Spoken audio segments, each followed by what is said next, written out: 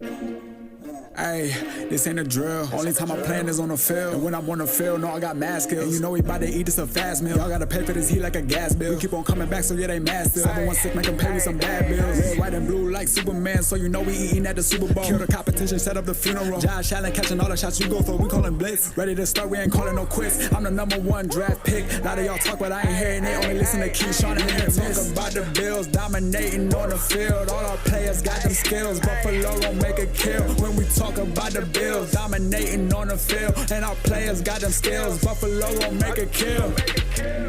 What is going on? Welcome back to another live episode of the Post Podium Podcast, baby. Listen, What we back like? what? You scolded me for doing that last time. I was just like, all right, I'm never doing this again.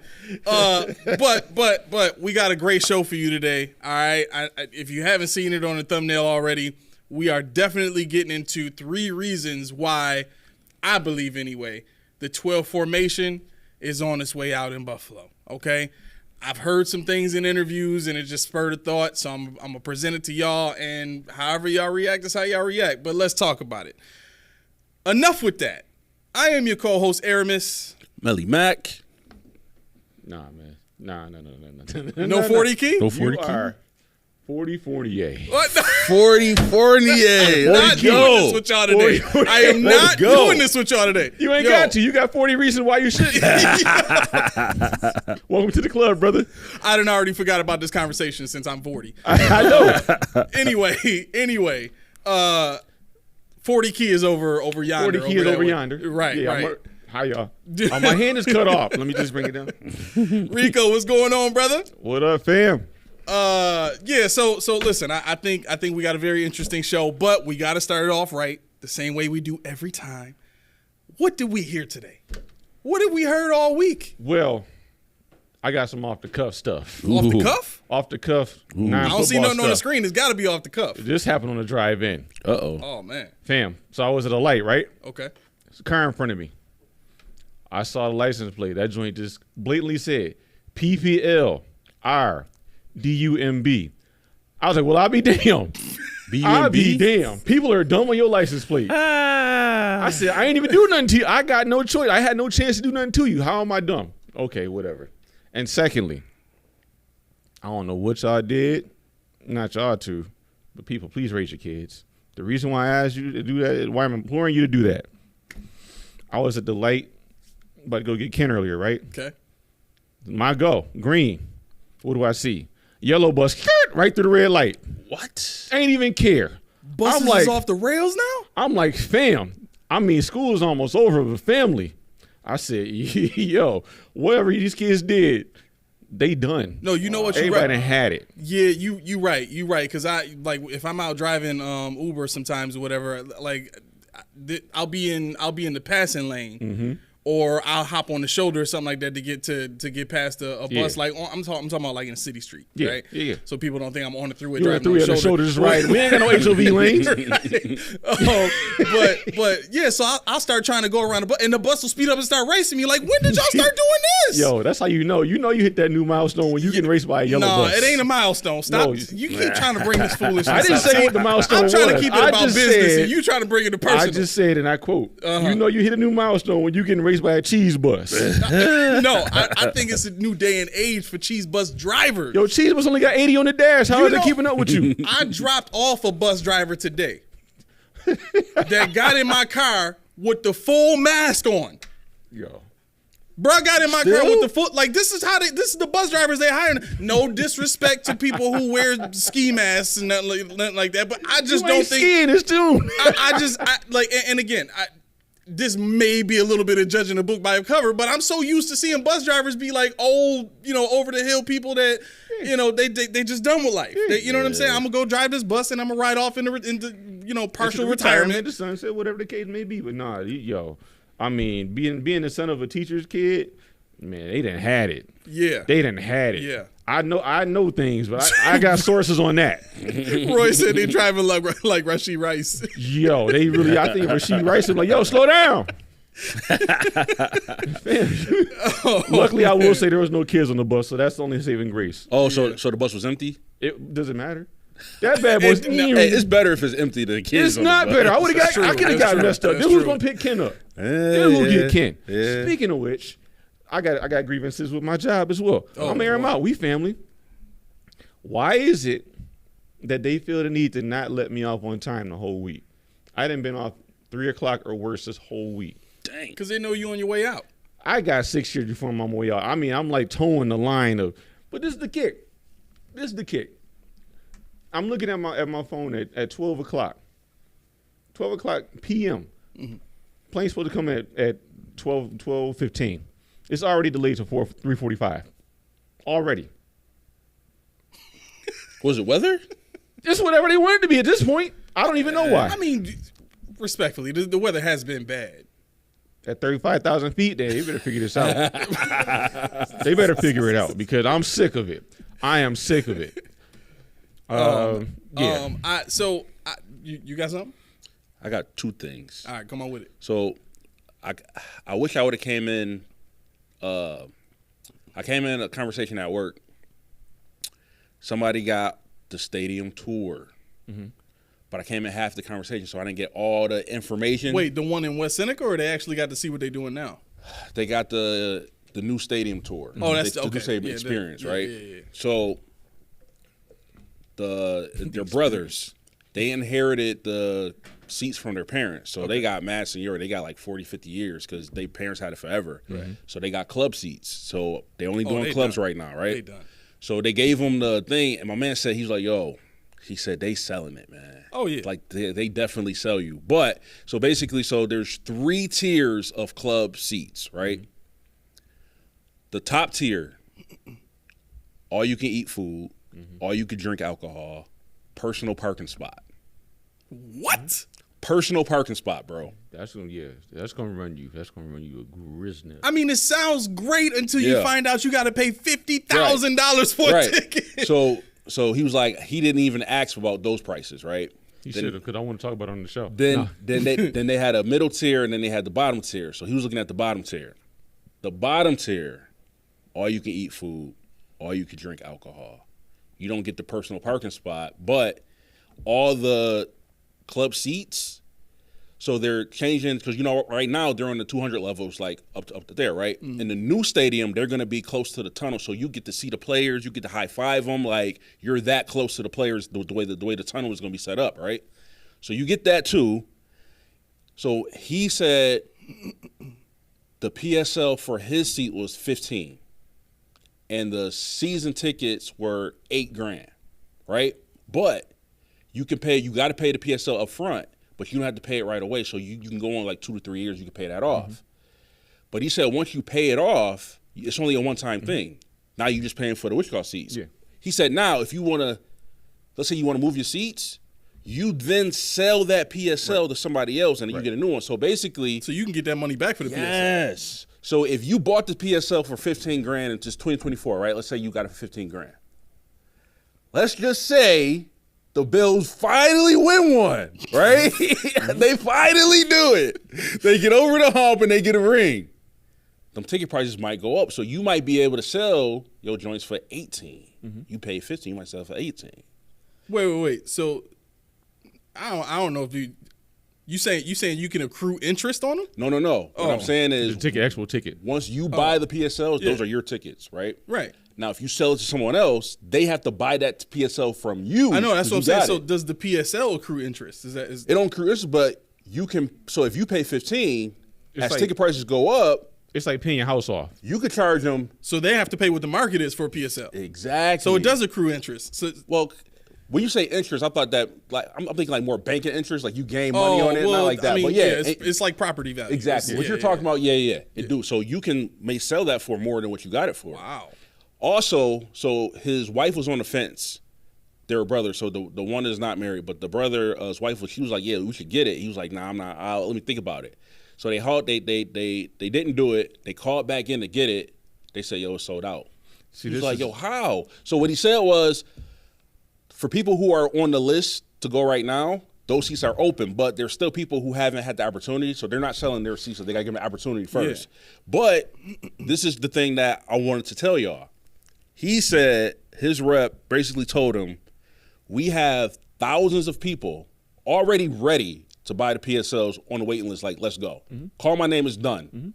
Like, they ain't even got to do the experience. They already know I want the joints. So if the season tickets don't hold it, they gonna get sold, man. They gonna get sold. I was never worried about that. Yeah, I knew they were gonna get sold. People, I think Tasker said it. Chris Brown said it. You know, they said there'll be seats, and you don't have to worry about that. But at the same time, those PSLs will be sold. Yeah. I mean, it's a hungry market. But the thing about the PSL, like we talked about when we did the show on PSL, if you don't pay it all before you miss a season for whatever reason, you lose the whole thing. Yep. So you know, you could be it's $10,000 PSL obligation. You pay $8,000.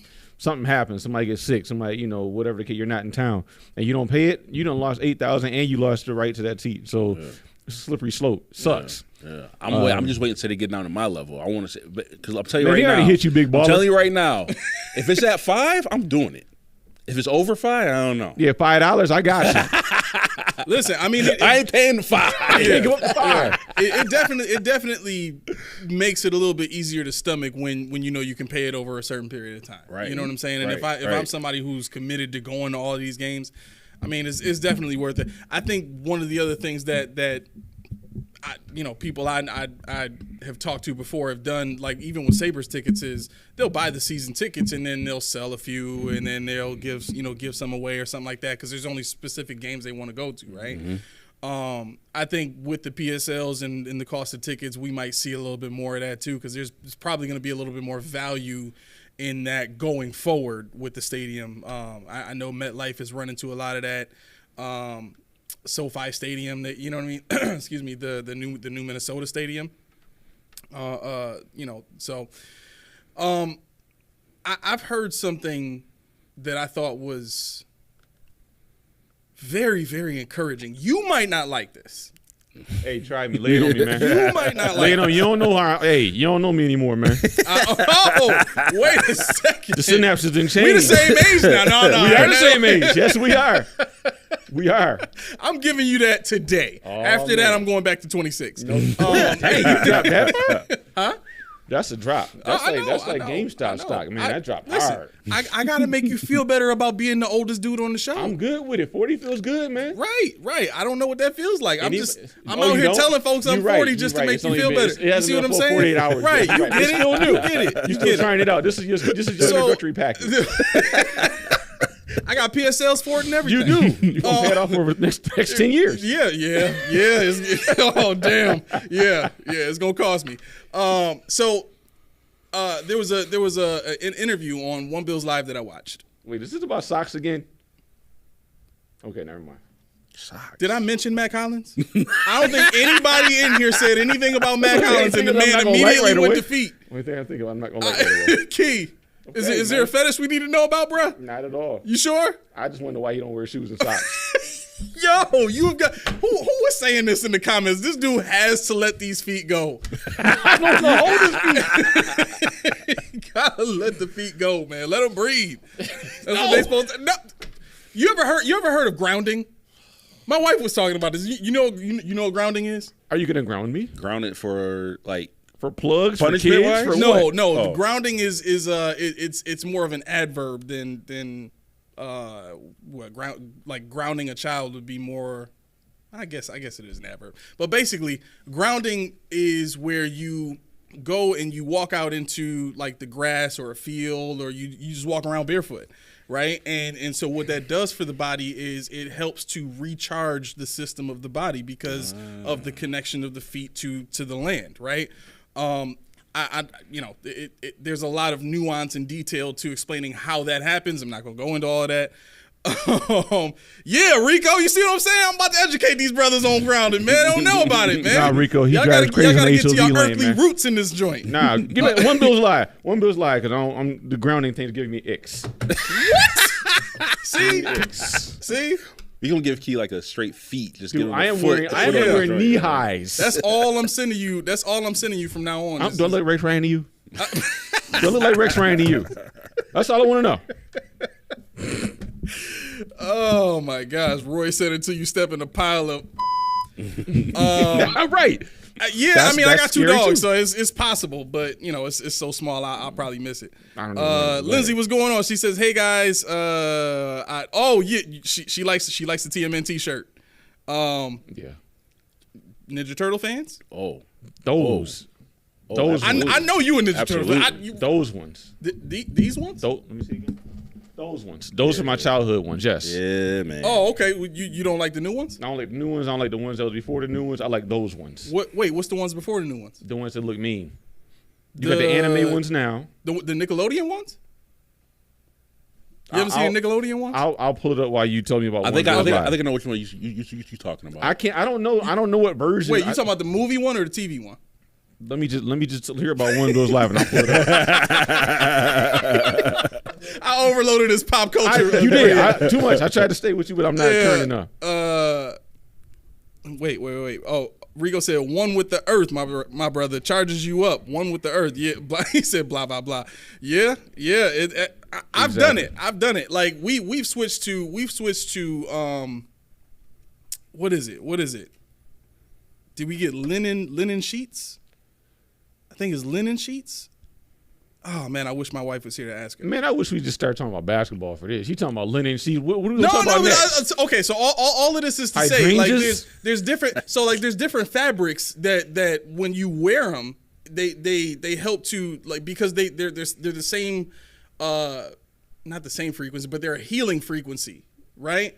Like I think I might have mentioned this already. If you haven't watched this already, the Joe Rogan show with Terrence Howard on. Have you seen that yet? Yep. That interview was amazing, but it talks about how everything is all in frequencies and those frequencies translate to colors and all that kind of stuff. Really, really interesting stuff. But the man basically abolished gravity and math and all that stuff. Yeah, he's I don't know if he's smart or just nuts, but yeah, he's. I don't know which one. Yeah. But that's where grounding comes from. That's what like all of that stuff is part of the realm of understanding. You know the nature of human beings. You know what I'm saying? That was the premise of that. You ever saw the commercials, the copper fit commercials?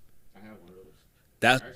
That's part of it too. So the copper is supposed to either I don't know if it's alkalining or neutralizing. I don't know which one it is, but it's supposed to be doing that to the back. Yeah, you gotta make sure they're the real copper ones. Well, copper is aside from gold, it's the best conductor of electricity, and most of what happens around us and what people think is gravity is actually the pull of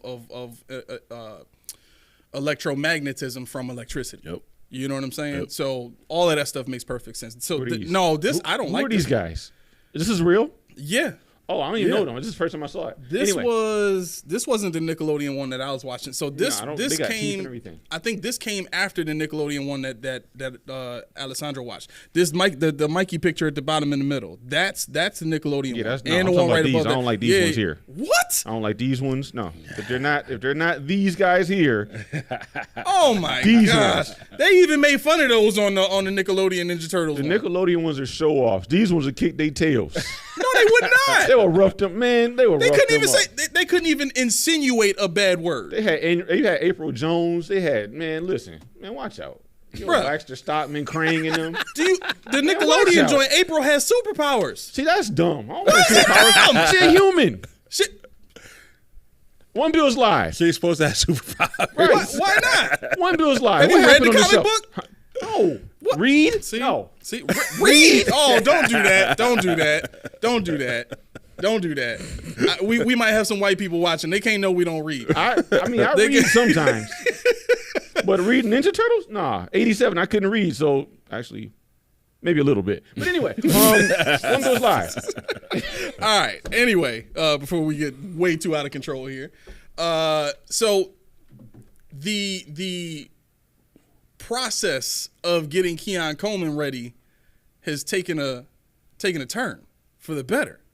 Turns out, Josh Allen confirmed this, they are force-feeding Keon Coleman the playbook right now.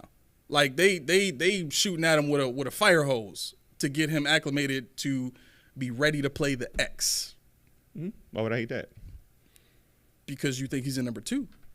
They can force-feed all they want to get him ready to play the X. Oh, X. here we go. They even went, what happened yesterday? What happened yesterday? Or was it Wednesday? What happened? after practice. The offense was so bad. Josh and Keon Coleman they were throwing routes for 30 minutes after practice. Okay. Just because he does it doesn't mean he's going to be an X. I mean, of course, I want him to be ready for it. Yeah. But that doesn't solidify that's where he's going to be. So I kind of want to talk about that. What you said about when they was practicing afterwards. Did you hear what Josh said? Pretty much what Josh and Brady was like. So like, Josh is calling this is Brady's offense, but Brady's calling this is Josh's offense. Josh being indecisive again. Oh my but God. basically, from what I'm understanding is he's trying to change Josh throwing mechanics. Not the way he throws, but basically, you know how Josh he throws on you? Yeah. He's trying to make him an anticipatory thrower, which I think I don't know if that's going to mess him up.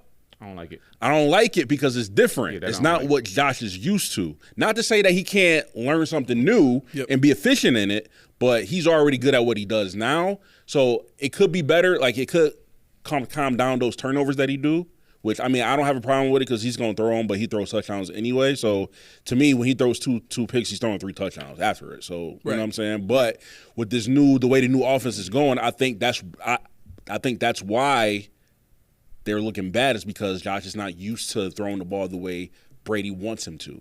I want them to build synergy, whoever he builds it with. But the reason why I'm afraid of him trying to change his mechanics now, because like they said with Fitz, what happens when the crunch time hits? When you're under pressure, you go back to your old ways. You're going to revert back to what you know. But if your old ways are throwing the ball on the guy and the play calls for you to throw the ball in front of the guy or around the guy in a place where you're not used to, you're either going to think too much, or you're going to go back and put the ball off center anyway. I understand that, but if we're looking at the entire picture, for 20 years, Josh Allen was throwing a particular way, changed his mechanics in one offseason with Jordan Palmer, and then started throwing the way that he throws now for the last 6 years. So I don't like you know what I'm saying? Like the period of time where his mechanics were terrible, he fixed that in one offseason. It's not a mechanics thing. That's the thing. This isn't a mechanics thing. No. So this, and I get what you're saying, but I think again, what Brady is trying to do with Josh is just different. You know what I mean? It's not even an improvement on his mechanics. Like when Josh talked about it, it was, different footwork because of the route combinations or the formations and stuff like that. You know what I'm saying? A lot of it has to do with just Josh acclimating to the style of offense he's going to be playing. I don't think it's,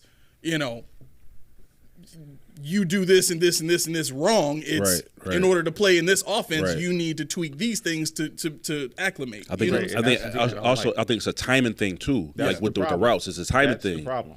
The timing is the issue because Josh has never been a timing thrower. Josh, even when they tried to make him one, he wasn't one. Even at the combine and scripted routes, he wasn't. He held the ball too long.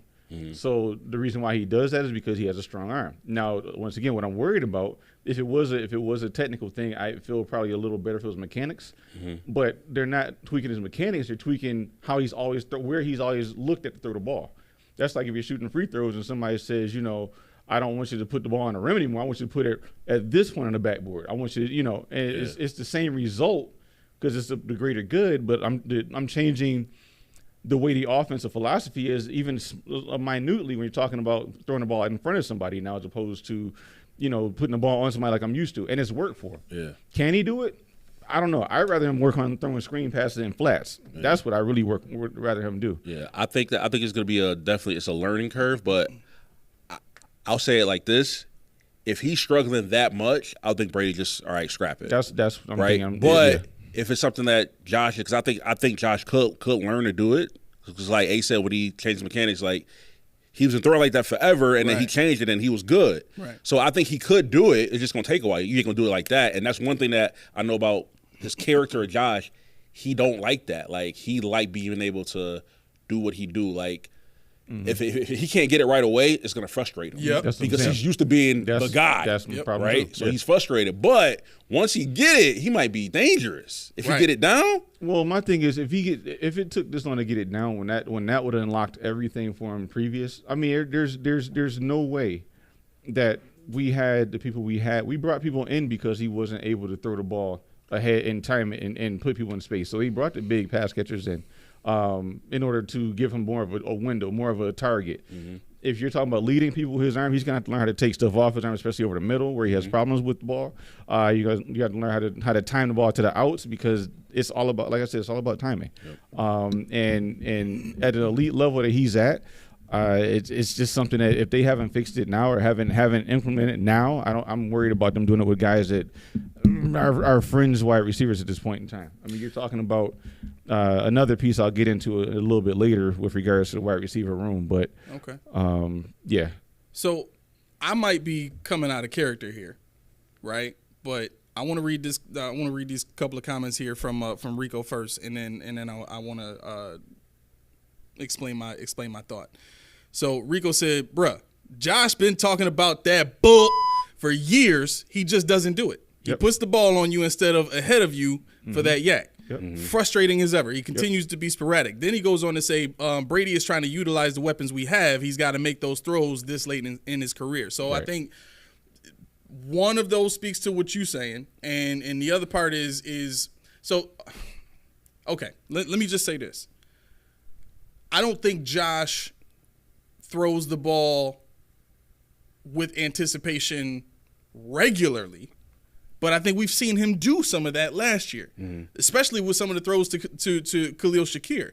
The touchdown to Shakir in the game against the Steelers was a primary example. Like, he threw it to him in stride, like almost perfectly in stride, and for him to hit a short pass like that in stride in a playoff game when it really counts the most, like it was just perfect. It was just perfect. So I think we've seen him do that. We've seen Josh throw the ball deep to players in stride perfectly and scoring touchdowns. What I think people land on ultimately, when they say he doesn't throw with anticipation, is he doesn't throw it like Drew Brees, where everything is just with anticipation. Mm-hmm. But man, when you got a cannon like that, That's right. That's what I'm saying. Like, a big part of what I'm saying is just me trying to be objective. You know what I mean? Because I don't like to just take one specific side unless it's something I truly believe in. They want us to argue anyway, so go ahead. They want us to argue anyway, so go ahead. No. What they need is for you to argue. That's what they need, for you to argue, because you the popcorn dude. You pull your bowl right out from under the little shelf right there, and you got your drink ready. Is that a beer? Nah, man. I wish it was. Man, yo, if we start doing StreamYard shows, it's gonna happen. No, but so I think we'll see with what Joe Brady's trying to do with this offense this year. And this is kind of leading me into it. Let's just get it. Let's just, I got stuff. I got more stuff. We can get to stuff after. This is serious stuff. This is serious. Serious stuff? Yeah, how serious? Wait. Scale of 1 to 10. How serious? 10. 10? 10. Okay, come on with it. Give it to us. Prayers up for BJ Thompson. Yes. He suffered a cardiac arrest in practice. The meeting, had a seizure. As it stands right now, he is now awake and responsive. So prayers up. Continue prayer warriors for BJ Thompson. I know he's Kansas City Chief linebacker, but at this point, it doesn't even matter. It doesn't, because this is bigger than football. This is life, and I know we talk and joke and laugh about tomorrow or whatever, but when it comes down to it, this is the real deal.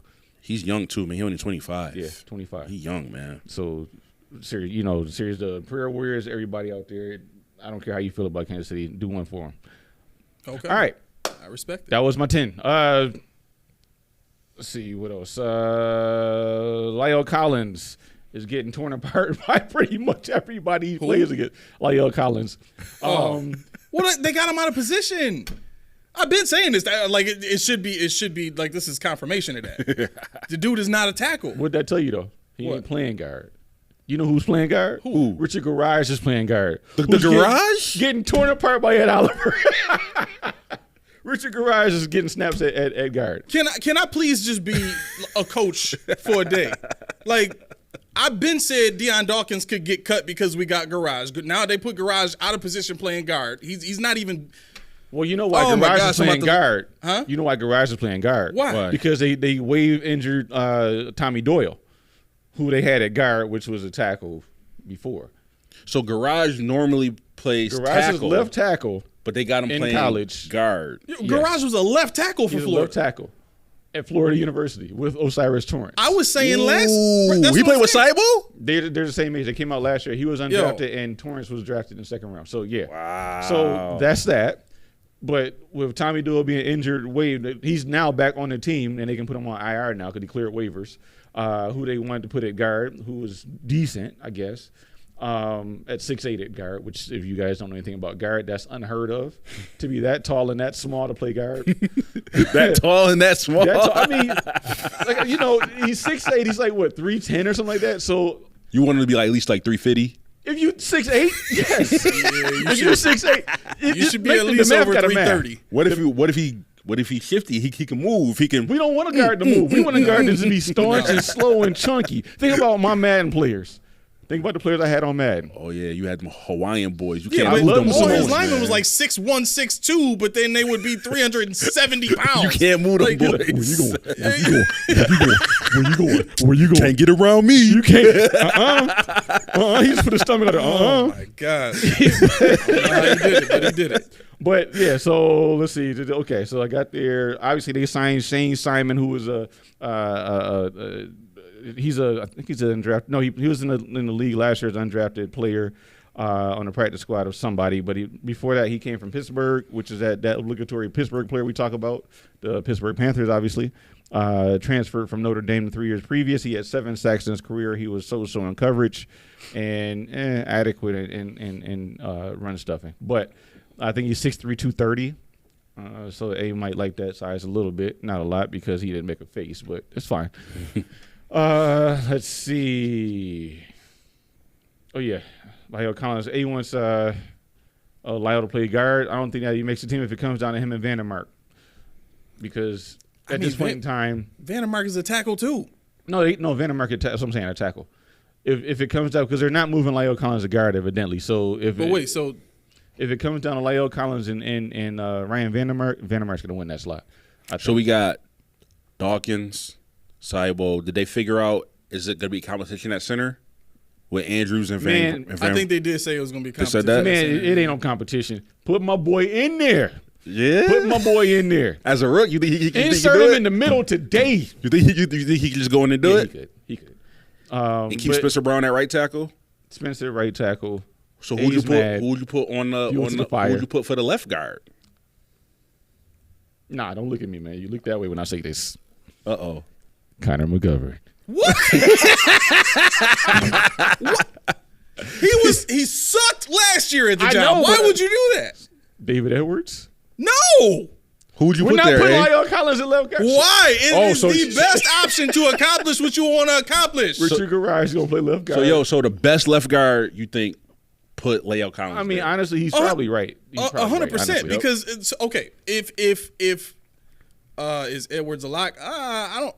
It depends. It depends. What was that? Rico's asking, is Edwards a lock? Oh, David Edwards. I hope Yeah. not, but I mean, No, for what David Edwards is making, Vandermark is there, and you still got Connor McGovern's contract. You know what I'm saying? So, the part that frustrates me is you're probably right. If McGovern gets beat out at center, they probably will put McGovern back at guard. But again, I just.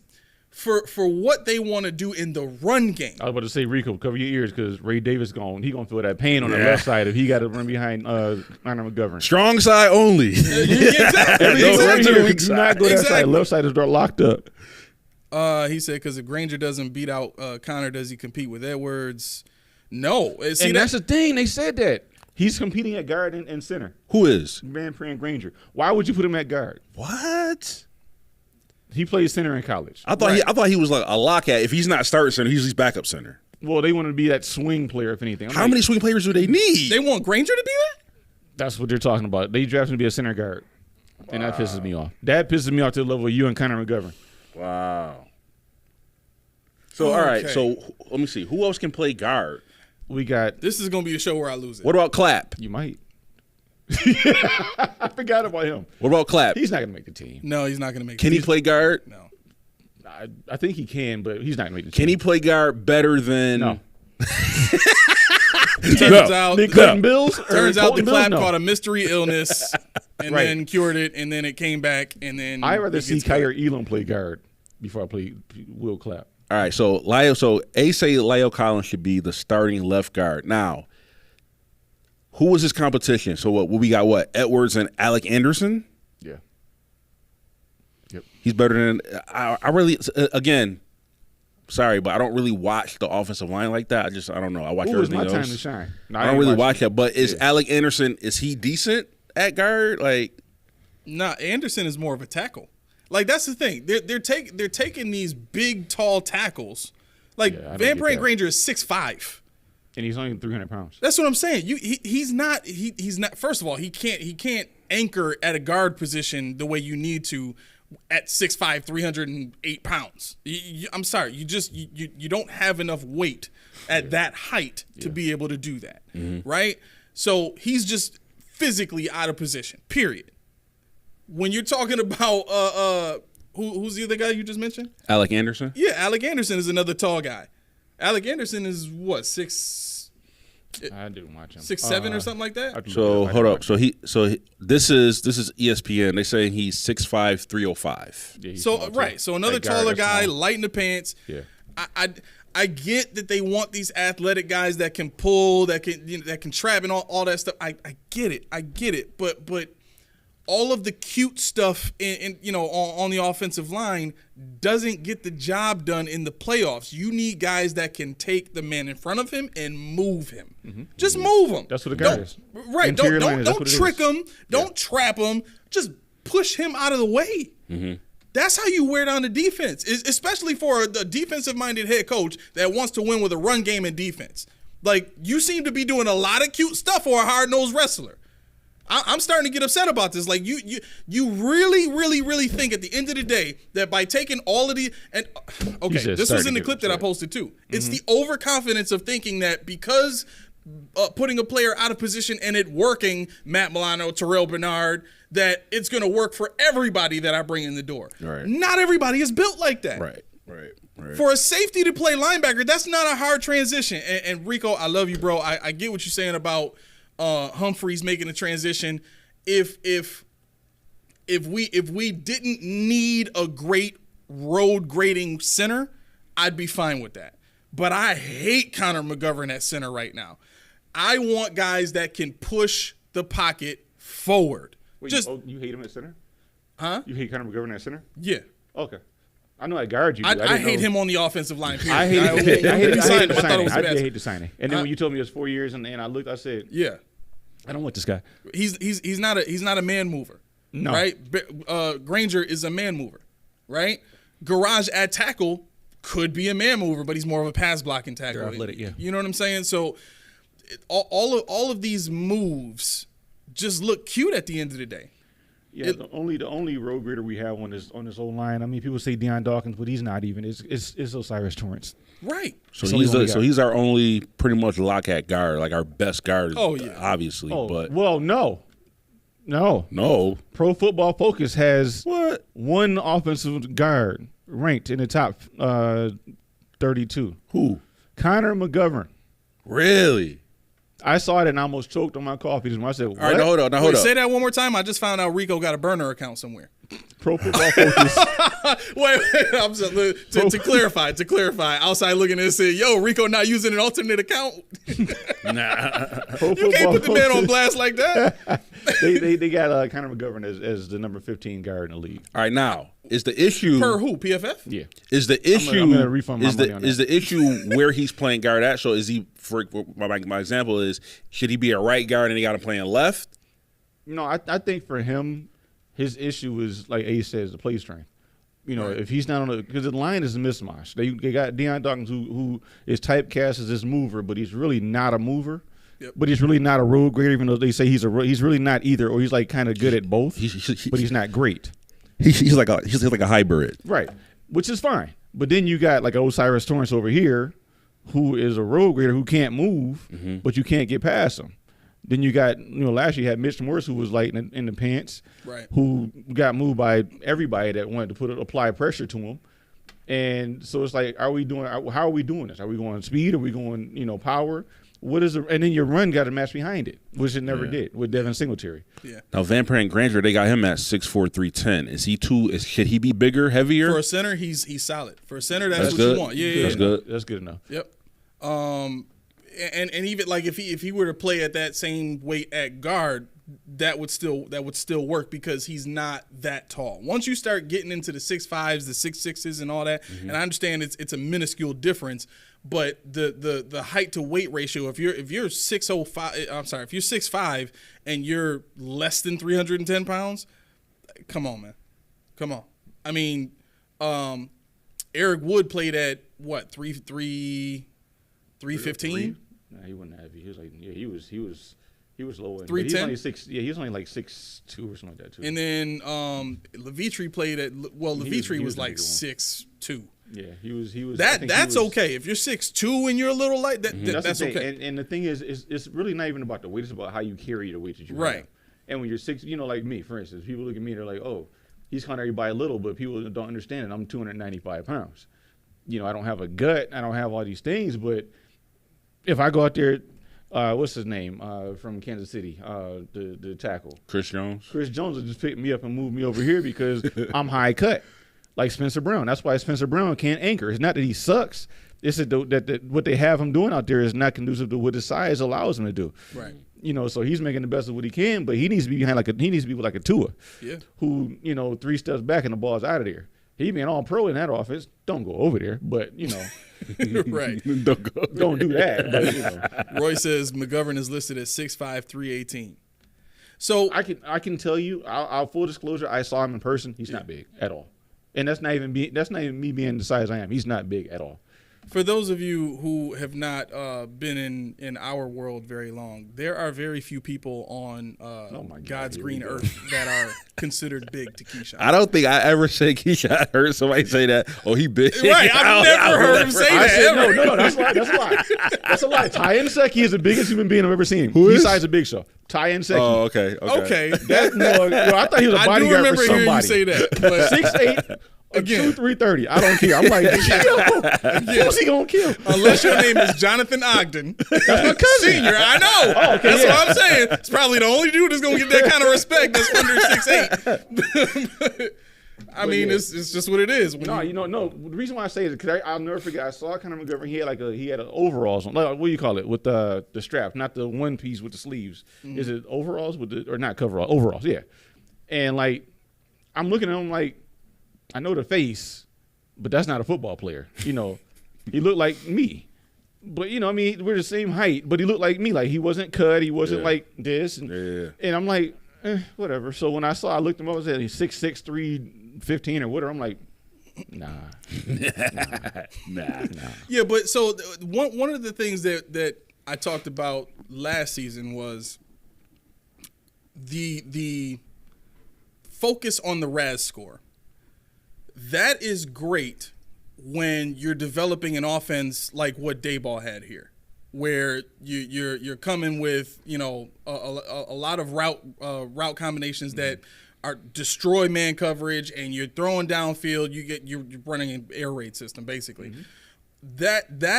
That's okay because you need the focus of your offensive line at that point to be predominantly pass blocking. So if you got a bunch of athletic guys that can keep up with the pass rushers and the speed and all that kind of stuff, it works perfectly, right? But there's no synchronicity in an offensive line that schematically is being designed to focus more on the run, but you got all these athletic pass blocking guys that can't push the pocket. Yep. I mean, you know what? If they built the offensive line the right way, it would solve your issue of Josh Allen not having to run sneaks all the daggone time. Yep. You're right. And I've been screaming for this for how long? I've been saying, you building a line for what? You got Devin Singletary, who's a slow power back. Well, I don't want to say power. You got the snail back there, And you had Zach Moss, who they never gave a shot to, but at the same time, he's not James Cook. Ray Davis is not James Cook. This is the line for a James Cook. But now you're talking about Ray Davis, who's a power back, but these guys are getting pushed into Ray Davis before he figures out where he wants to go. Exactly. You know, so if you look at the highlights, you really watch Cover One's breakdown of Cook versus Davis versus whoever, the field, you'll see why James Cook is going to go for 1,100 yards again this year. But Ray Davis is going to have issues, not because he's not good, but he can't shake everybody like James Cook can. He's going to be like Marshawn Lynch behind the line he had over here. He's going to be shaking everybody 3 yards behind it and getting 2 yards like, I thought this guy was good. He is good. Right. It's just your whole line it's an offensive scheme right there. He is good. He has no daylight. He can't get small and wiggle through like the other guys. You know, and this is the problem that we're having with the combination. You know, the guys we have would be great with like a screen-centric scheme where everything is to James Cook on the flats, and they get out and get to the second level, and he follows them up. That'd be great, but that's not what we're building with what we have here with the big wide receivers, with the 2 tight end sets, which I didn't spoil because you put it on the thumbnail over there. But you know, it just never matches. Yeah, and that's the problem. It never matches. So would you say we're one piece away from having a solid offensive line? No. No, I mean, it depends on what you mean by solid. Solid in what fashion? So, like, all right, so I think we all know that Deion is decent, but he's not the best, right? Mm-hmm. But he's good enough to start, right? We can agree there, right? He's all right.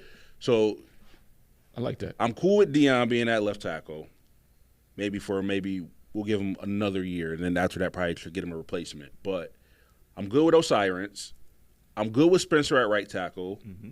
So really, to me, the only issue is that left guard. Yeah. So we find somebody who can. That's the one piece I hit that left guard. That's what I'm saying. Do you think our line would be solidified? Like, okay, we got a definite good line. I do, depending on, and that's where I was going with it. I was putting Van Pern Granger in the center spot already, and that left guard is albatross. If we found somebody that fit the scheme on that left guard side, I think we would have a solid line, at least because last year. Yeah. So. If I'm building my offensive line, my perfect offensive line with the pieces we have, I would put. It's gonna sound crazy. But in year 2, he should be able to do it now. I would put Garage at left tackle. I would put Deion Dawkins at left guard. Van Pran at center. Saibo at right guard.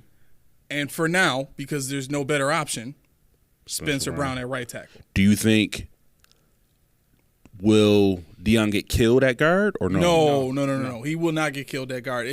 So part of the reason he gets pushed back the way that he does at left tackle is because his technique, and then secondly, he's athletic.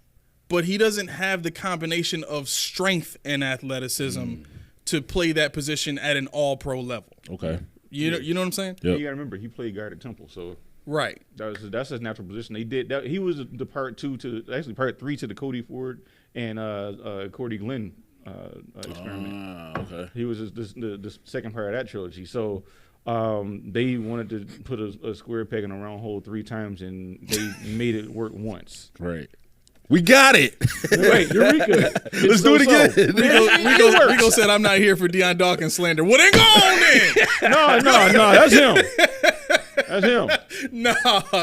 Okay, so where the slander? He can't play guard. How can I explain this? He can't play guard. How can I explain this? Deion Dawkins, to me, it's not anything personal. It's just, to me, the player is a representation of a mindset that the franchise has had to hire average to below average players and then squeeze every last bit of juice out of them until they play at an above average level. And then what that in turn does is that makes the coaching staff and the GM look amazing, because look at these nobodies and all of a sudden we turned them into somebodies, right? Like a Matt Milano. Like, not a lot of people was drafting him thinking he was going to be an all-pro linebacker, right? Same for Terrell Bernard. He's on his track, on his way out, to that point. So, and Shakir looks like if he gets another year of production like he did last year, he could be on his way to being something like that. So, there's all these guys from the smaller schools and playing out of position and stuff like that, where it's like it's I'm gonna go back to what Shady said on Speak. It's just easier when you got the dogs. When you got the firepower, it's just easier. It's just easier. Think about how easy it looked for Kansas City when they had Tyreek Hill and Travis Kelce and anybody want to name Kareem Hunt. Like, it just looked easy. It looked effortless. They had Springle on there. They had McCole Hardman running for 60 yards. It just looked so easy. They didn't have to try. The Bills is over here in Buffalo fighting tooth and nail for wins against teams that ain't got no business competing with us. Why? Why? Because even the bad teams around the NFL got dogs on there that, listen, one guy can mess up a game plan. You see what I'm saying? So Deion Dawkins is that representation to me. It's not personal. It's just I'd like to see my franchise take – I'd like to see them take the thought process of hiring playmakers. Let's get a playmaker at every position. Forget what the locker room feels like. Winning cures all of that. Go ask the Patriots. Half those players hated being on the Patriots, but they love winning. Yeah, the thing about Dawkins is this. Why he couldn't play guard was because the money.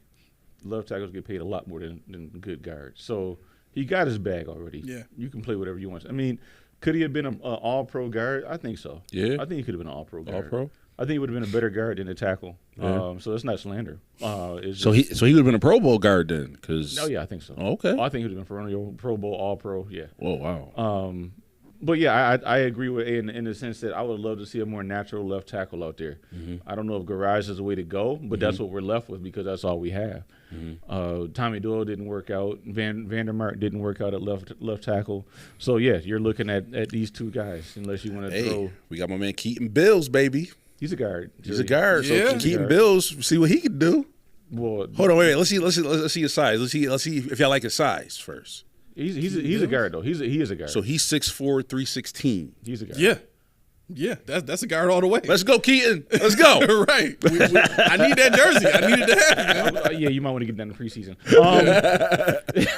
Man, I turned 40 and Laura just chopped my head off. She said A turned 40 and lost his mind talking about Deion Mid.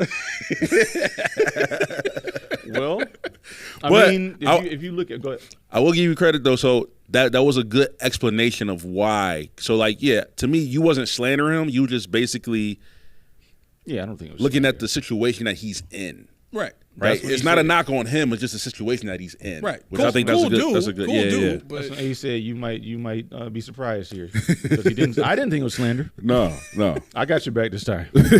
I'm going down with the ship. Wow. I know. It's rare. Don't get used to it. All right, where we at? What else? Let's see. What do I have? I have some more stuff. Nothing else serious. Obviously, they're talking about Elam and Ingram are riding the mess out of Coleman, making them work for every penny. So that as they should. He's a rookie. They should, but let them tell it. Elam's not that good, and Ingram's a fringe 53-man player. They're giving your number one wide receiver fits. Now is that why? Because the starters are not there yet. They're just Rasul's not there. It's just a voluntary mini camp. Like the dogs are not there. Like the starters are not. Well, Rasul's not there, but Benford's there. Yeah, the only guys that are not there right now are injured, and one of them happens to be Spencer Brown. Rico, so all the other starters are there. Yeah. No, well, see, at the time when I'm not going to say cooked because he wasn't being cooked, but at the time when Coleman was having issues with the cornerbacks, which is a good thing, Rasul Douglas wasn't there, and I mean, so yeah, Von Miller Von Miller was there. Who was it? It was Rasul Douglas. James Cook missed a day or something like that, but for the most part, everybody was in attendance. Do we like that? Like, do you care if they show up or not? Like most of them, no. No. Most of them, no. Like Von Miller, yes, because I want him to get as much time as he can out there. Mm-hmm. He said in his press conference he was practicing without a knee brace. So I was like, yo, that's insanity. Without a knee brace? Without a knee brace. I was like, that's insanity. Just from my personal background, I'm like, yo, I cringed when I thought about it. But, hey, more power to you. I told you. I thought he was going to get you, 7 and maybe 10 sacks this year anyway. So I thought he'd be all right. A's cracking up. Let me see those. Where can I go next? Gable Stevenson, whatever.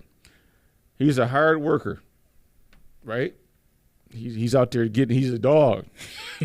At D tackle. D tackle, he's 5'11", 265. They said he makes Ed Oliver look huge. What? Have you seen Ed Oliver in person? Oh, my God. No disrespect to Ed, but you are not huge. But you just brought in a wrestler who then was a WWE wrestler who was smaller than Ed Oliver at D tackle. Now, Ed said, and Von attested to the fact that he's strong, he's fast, blah, blah, blah. That's cool. Mm-hmm. But at 5'11", 265, I don't care how strong and fast you are. You ain't getting nothing. You're not getting nothing. Wouldn't he be better to put him on the end? The problem is he doesn't have time to learn the technique to be an end. Right. That's the problem. Even with the speed? That don't mean nothing. Nah. Because he's not long enough. Right. 5'11", 265. Anybody on the tackle side would be like, rip off. The only way he could possibly get away with it is if he spent 2 or 3 years really focusing in on being an outside linebacker in an odd front. Oh, you know what I mean? If he was in the 3-4 and he played outside linebacker, he might be able to get away. Kind of like Jerry Hughes. Yeah. Something like that works a little bit better for him. But Jerry Hughes had crazy techniques. Yeah, he had size too though. Let's not forget Jerry Hughes was 6'2", 250. So even then, but no, the report was McDermott worked with Stevenson, whatever, for the bulk of the practices, one-on-one, going over techniques with him, going over wrestling moves, going over this, that, and third. McDermott, he's like, I got to make this work. It has to happen. This guy's a wrestler. Babbage alluded to it in his press conference where he said, what's up? What do you mean he got to make it work? He's not starting. What do you mean? Why you got to make it work? I'm about to say. I thought you said this has got to work. I'm like, why? My bad. My point is you're putting all this effort. Why is a head coach going over pass rush moves personally with a WWE superstar that I've never heard of before?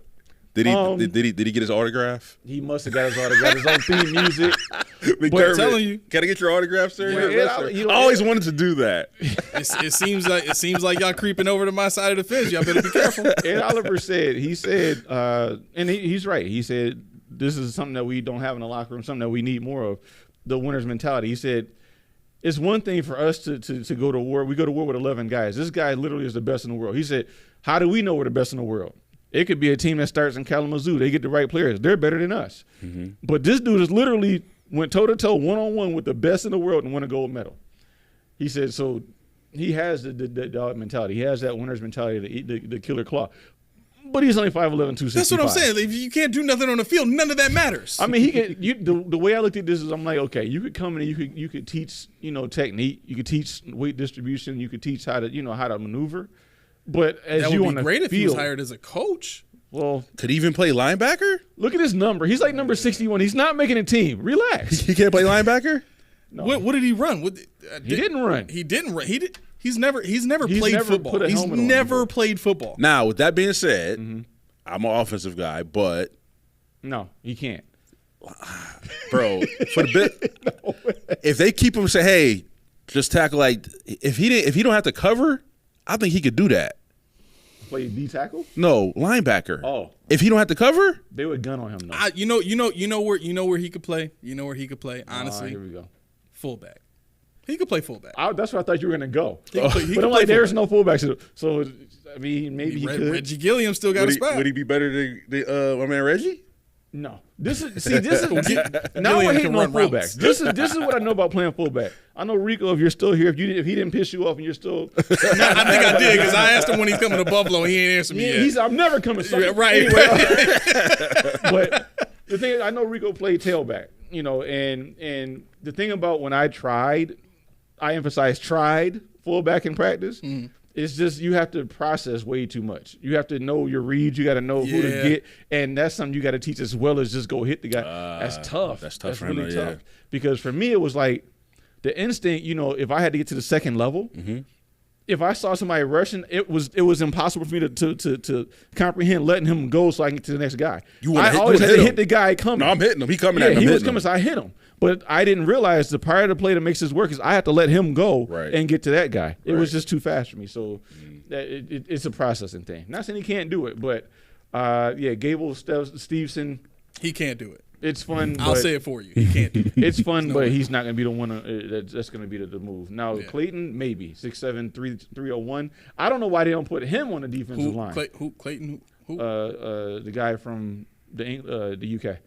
Oh, that dude. The rugby player. Yeah. Why he's not on the D line? I have no idea. That's criminal to me. 6'7", 301, and he's on the offensive line. Oh my God, why? I don't know. He didn't play guard yet, I don't think, so you're good there. Hey.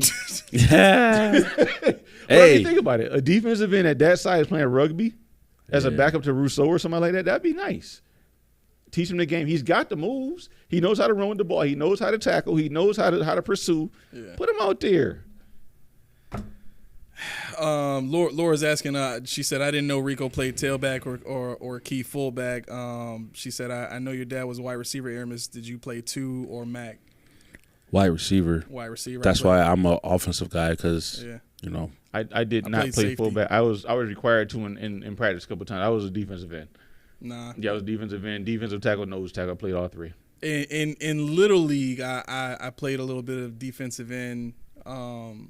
And running back. I could have actually had a really nice career in Little League. It sounds ridiculous, right? I'm 40 now. I'm reminiscing on Little League. Just no, but jersey on. What really burned me about playing Little League was the politics, because I played at Shoshone, the Shoshone Bears. Yeah, Bengals. And I had won the starting running back job, and then into the second practice, I found out I was getting moved to defense because this kid Simpson Turley.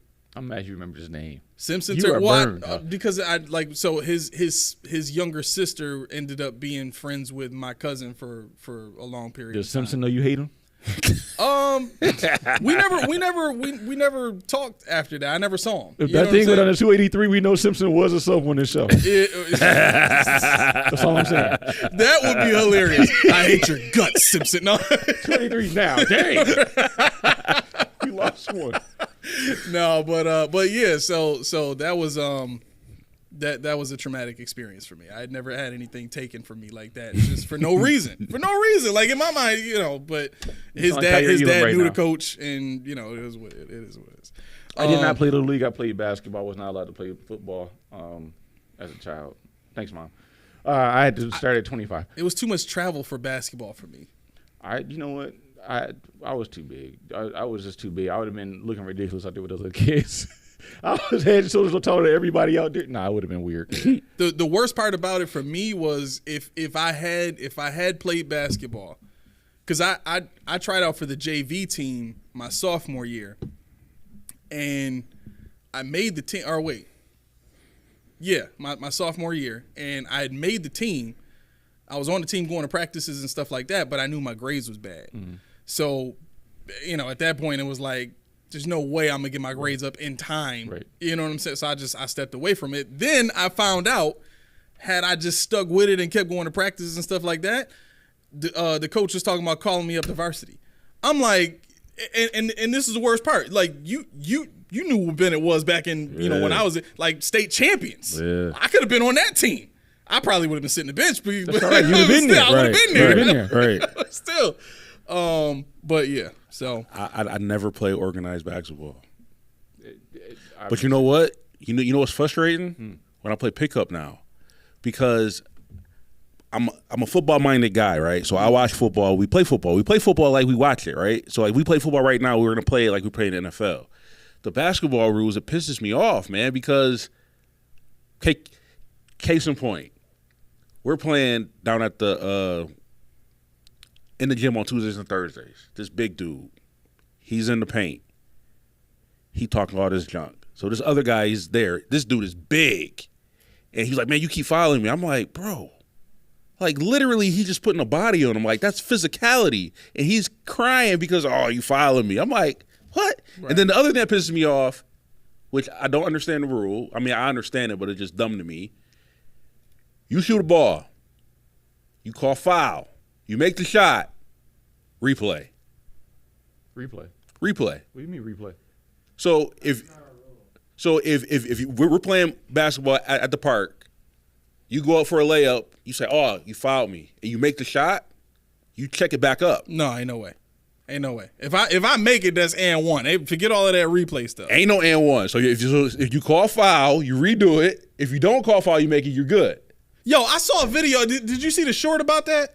There's a short about that? Yeah, this one dude made a short about that. He was like, he exposed that same loophole. He was like, he went to shoot the ball and his arm got hit, and he was like, as soon as it touched the rim, he was like, fuck, and then as soon as it went in, he was like, foundation of America was the forefathers, Abraham Lincoln. Because if he called foul, it don't count. Right. Well, see, this is the thing. When I played, you had to, if you called foul and you made it, it didn't count. What you said, I just thought about it.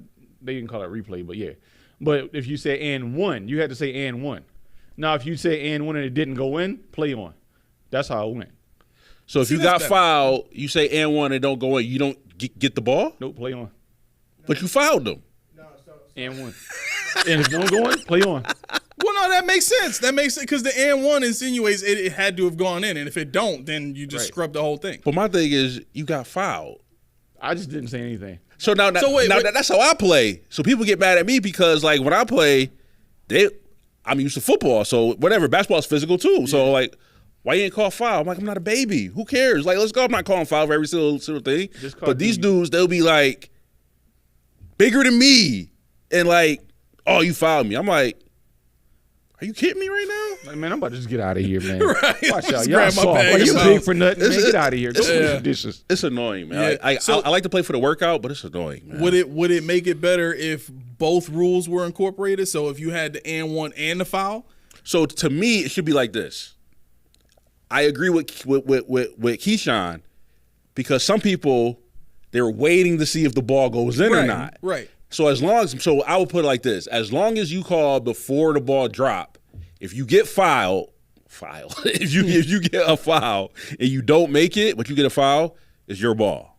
Okay. If you make it, just play on. So I get what you're saying. I think my thought process was if you incorporated both rules into street ball. Let's say you shooting the ball and you know it's water. That joint is going in, right? You call and one because you know it's going in. But if you just throw the ball up and a layup or something like that, and you know somebody jumped all over you and you don't know if it's going in, then you call a foul. Right. You see what I'm saying? Right. And calling a foul to save you from having to worry about whether or not it went in because at that point it don't matter. You just taking the foul. Yeah. But if you shoot it or if you laying it up and you know like you're ahead of the person and it's going in. Like they're not interrupting the shot. It's going in, but they touch me. Yeah. And I call and one, then it has to count because the ball is going in and you fouled me. You see what I'm saying? Right. Like that's why I think if you incorporated both, it kind of solved that problem. Yeah. So basically, as long as you call and one and it goes down, you're good. Right. You're good. Right. But if you're not confident that it's gonna go down, then just call a foul. Say foul, take the ball out. Right. That'll save both. And I'll say all this crying, man. I would get so mad. In football too, everybody cries. All this crying is getting on my nerves. I've never seen flopper that in football though, man. Flopping? Yeah, or like crying in football. At least in my experience. Every time they're looking at the ref, if you think about when you're on the field, all of this is chatter. Ref, he's holding. Ref, he's doing this. Ref, you crying. Yeah. Yeah. Fix it. Yeah. That's crying to me. Like, in basketball, it's evident. Like we talked about, a while ago where the helmet takes a lot because with a helmet on, you can't see anything. I don't know what he's saying. I don't know what he's doing from the stands. But in basketball, you exposed. You naked. Right. So everybody sees your face. They see your expression. They see when you hurt. They see when you're tired. Yep. Football, you can mask all that by putting that stupid visor on. I can't see eyes. You can't see nothing. Yeah, I see. Outside looking in, I was gonna say that Tom Brady flopped a lot, and Laura, I was getting ready to say that too. Josh definitely flopped a lot. I was gonna gloss over that. I was gonna gloss right over that. I didn't want to be that guy. Wait a second, Laura. What do you mean you love it every time? Oh, every time Tom Brady cried. I thought you was about to say you loved it when Josh flopped. What kind of flopping you watching? I don't know. I'm not watching that. Shit, extra fan of Josh? I'm joking. I'm sorry. Let's see. Going into I think we were going to touch on it, so I'm just going to jump right in. Chase Claypool. Firing away the best wide receiver the Bills have right now. Now, this is the funny part. The article I saw started off with Claypool is firing away the best wide receiver the Bills have. Not a good thing for Josh. Like, I feel bad for him. I didn't say this is what they said in the article. And, I mean, my thing is, like, it goes further to people to say, calm down. It's only OTAs. Calm down. Fam, did you not see his first 2 seasons in the league? He's the number one. He's done it. This is not conjecture. We've seen it. He's 25 years old, 20 years old, 21 years old. He was that dude. Yep. If it wasn't for his ego, he would be that dude making money right now. No If doubt. it wasn't for his ego, I didn't even realize he had rushing touchdowns. He's carried the ball. Mm-hmm. He's like Curtis Samuel light. So should I call him light because he's heavy, but he's light? It's a conundrum. But anyway, wait. So you mentioned Curtis Samuel. Yeah. I had a thought. Go ahead. I want to see what y'all think. I heard in another interview that the way Curtis Samuel can be used is more of a McKenzie-esque gadget type That's of what I player, expected Deontay him to Harder. Right. Okay. Is it possible that if the Bills do use him like that, it's the worst signing of the offseason? Here's why I say that. I'm with you. Let me get my pen. What else was I gonna say? Let me get my pad. Hold on. Let me get my. So, and this is just a thought. I'm not taking a hard stance on this, but I'm considering all of the information, right? Mm-hmm. And I'm thinking to myself, $8 million a year. Yes, 3 of that is guaranteed. The rest of it is incentives, right? But the money's on the books either way. Right? And the money that's on the books, even with the incentives, takes away opportunities for the Bills to sign other players, right? So if Curtis Samuel is going to be used as a gadget-style player, there aren't many number 2 wide receivers in the league that get used as gadget players. We've seen number 1s kind of do that, Deebo Samuel, A.J. Brown from time to time. So that exists. Mm-hmm. But for a guy making number 2 receiver money, technically, yeah.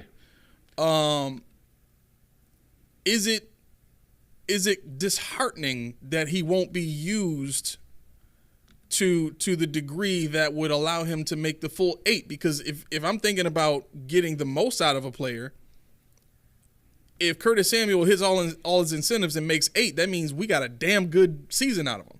Right? And I want that. Absolutely. Everybody should want that. Absolutely. So going back to if he's just a gadget player, teams don't call that many gadget plays to begin with, right? Because they're high risk. Right. They're high risk, high reward, but they're high risk. And if that's the way he's going to be used, I don't see how he's going to put up the numbers to justify the contract anyway. Yeah, what I don't like about it, and I'm not going to bag on Josh. This isn't a bag on Josh session, but what is he the least good at? We'll say. Yeah. Screen passes. Right. The flats passes, things like that, and that's where the gadget Samuel is supposed to eat. That's where he's supposed to live. So that's where I really have pause, and that's why thinking about when you were talking about the spot throwing and versus leading. Mm-hmm. That would mean that he's going to knock the screen and flats passes out of the water, and that seems to be what Brady wanted to do with Diggs last year when he fell apart. Mm-hmm. And it's ironic to me that when Brady comes in, Diggs' routes change, and his production dips dramatically. Now, yeah, of course, some of it was Diggs dropping the ball, but how much of it was just the ball wasn't where they expected it to be. And that's where I'm worried about. I mean, yeah, the over the middle to Shakir, good, but we've seen Josh. He's not even the greatest at deep ball, leading guys deep ball. He does it sporadically, like you said, but he's nowhere near the top in the league in that regard. He's more so over the middle, intermediate kind of stuff. Right. So I'm interested in. I still hold Taylor Rapp as being the worst signing in off season, but Samuel. While I understand the thought process behind him, I do think he's a good football player. I don't think that he'd be a starter, assuming Claypool gets his head out of his butt and plays like he's supposed to play. I got Claypool, Coleman, and Shakir being your top 3 wide receivers. Okay. Now, when you say wide receiver, I like Claypool, but you think he could be a number 1? I don't think he could. I don't think he's ever played a number 1. He was in Pittsburgh. No, he his wasn't. First 2 years? Nope. Deontay Johnson. No. Okay. I get what you're saying. You're thinking in terms of usage and volume right. and targets right. and all that kind of stuff. Right. Right. He was never the number one option. Well, Claypool was the X in That's Pittsburgh. what I'm saying. The number one is. So okay, I got you. Yeah. So however you put it, I think he would be that X because of the speed, the size, the mismatch with every DB out there, allowing Coleman to eat, allowing Shakir to eat, allowing Kincaid especially to not draw a double team every time he sees the field. I still think Kincaid's going to be the top dog here. Yeah. But I think, if you put Claypool out there, like I said, once again, if he keep his butt I don't want to say keep his butt clean. That's weird. But Oh, dang. Like front to back. Front to back. Not the It other turned way. into a Charmin commercial. But you get the gist. If he can stay, keep his nose clean and play the way we know he can play, and leave all the other crap behind. So that takes Samuel off the field. That's why I'm leaning towards, and that's why when we talked about it, I said Samuel, I didn't like that signing because I'm like, I think was he signed when we had Diggs or no? Yes. Yeah. So, and by virtue of that, I'm like, where does he play? Because I felt like I kept calling Keon Coleman. I thought it was going to be Diggs and Coleman. And now Coleman is maybe the X because they said so, but now you put Claypool over it. What is this, the Y, the Z, however you want to label them. Right. But however it goes, that's the top three, I think. But that kind of feeds into, let's see, what is your thing? 3 reasons the 12 formation won't last. Okay. Okay, so real quick, Laura says we barely call any gadgets. In fact, that was one of my criticisms last year. Give me an occasional flea flicker, wildcat, or something. Damn. Well, I think to double down on that, I think we were like one of the bottom 4 or 5 in play action passes last year. We were like 15%. So not even gadget passes. We weren't even running play actions. Wow. The crazy part is when we did play action, it worked just about 100% of the time. Yeah. But we didn't run it that often. Right. No. Right. Yeah. Now, the basis of play action is they're worried about the run game, so Yes. they kind of lock up. Yeah. Yep. But You got I think to A's point with Davis in the backfield, Davis and Cook, that give us that run threat. Yeah. To where it's like, oh snap. So it might work if they do more play action this year. Let me ask you this. Outside of 2 touchdowns last year, what did James Cook do to not make him a threat? He had 1,100 yards. He was at 4.8 a clip. The only thing that made him not a threat was the volume. Right. That's it. But that's He what didn't I'm get the saying. volume, yeah. But you're telling me what he did on the field it didn't warrant attention? I think what I'm saying is the reason why I don't think it warranted attention because they didn't do it enough. Right. Well, that's But if they did it enough, then all right, we got to stop James Cook. But because they didn't do it, it's like, all right, well, if I'm a defensive guy, we got to worry about Cook. He's only gonna get off a little bit. They're gonna stop giving him the ball. See, the thing about Cook though, Cook got big, getting small, and what I mean by that is in play action pass, it makes that linebacker think. Yep. If you put that ball in front of Cook, does he have it? At that point, you got Josh and you got Cook who will take off. Yep. I gotta think too much. Yep. Steph Diggs is back here. Gabe Davis is back here. Yep. Kincaid's back here. We got freaking Khalil Shakir back here. We got Dawson. It's too much going on. Yeah. The play action would have killed. Now he was 70. I think he was 71 or 72% in play action passes, but he was close without it. So it wasn't like he was terrible and it was just dumpsters. They didn't draw it up. Right. But the thing is, he wanted to play out of the shotgun, and the play action pass mostly works when you're playing under center. Right. And Josh didn't like that. He likes to play back off, which at 6'5" is the advantage of that is that you can see over the line. You can see everything without even thinking about it. You got a bird's eye view because you're back here and it's a perfect vantage point. And you know when to run, when to Yeah. So to Laura's point, where are the options? Why I don't like the RPOs with Josh is Josh never uses the option. he I am the option every time. And I think I texted you. I'm like, yo, that was our RPO. Why didn't you hand the ball off? Why he gets killed? I'm like, dude, stop, please. use your option. We giving you for a reason. But yeah, to your point, Mac, I think with, and this is why I'm not sold on Cook as the RB1, right? So one of the reasons he doesn't get the volume is because they don't see him as a back that can handle the pounding that you take as a 3-down number 1 back. Mm-hmm. You know what I'm saying?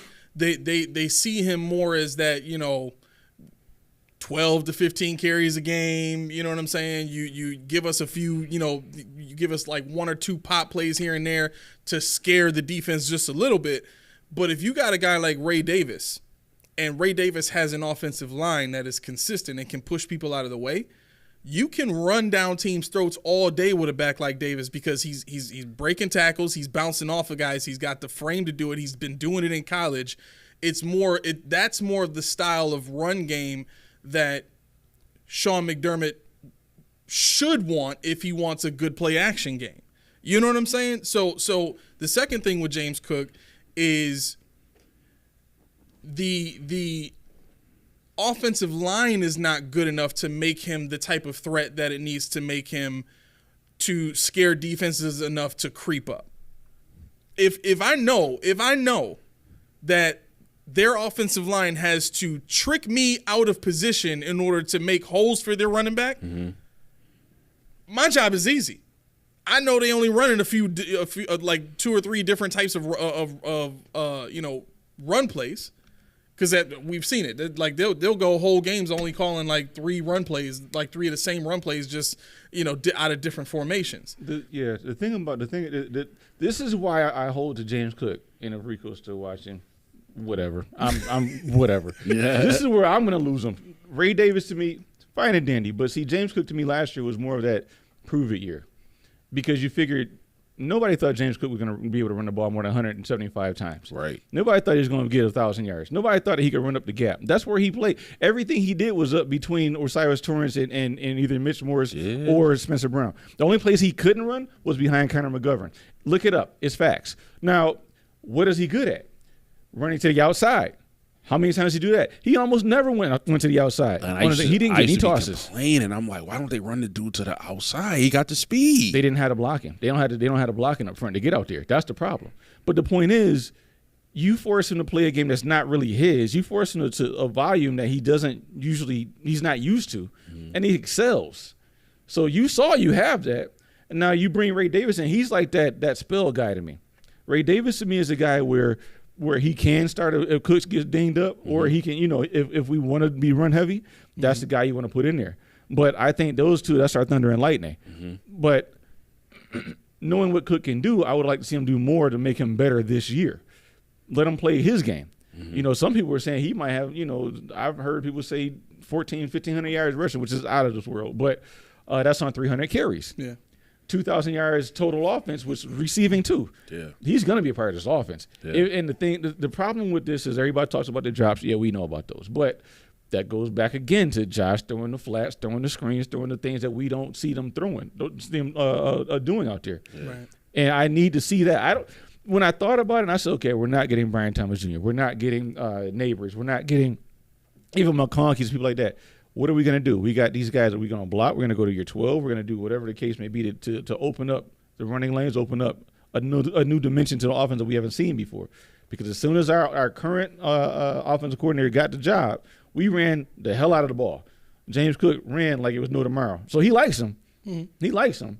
And he likes Van Pran. If you saw that embedded, when they said Van Pran, my man Cheesin was – he was over here somewhere with it wrapped around his head. I saw the part, though, where McDermott was like, we got to get Van Pran. We'll get him next round. He said, later for you. Anyway, we're going to Davis. He looked mad. Yeah. Like, he just like. You seen him look at – he looked at Pagula. He was like, tear. His ass is grass. Yep. Next year. He looked mad when he told him that. He said, Van Pran is going. His ass is grass. Oh, for real? Roy says, looks like Cook may have put on a little mask this year. Maybe that'll help. It should. Ooh. See, you talking age language. I hate that, but you're talking age language. You don't like that?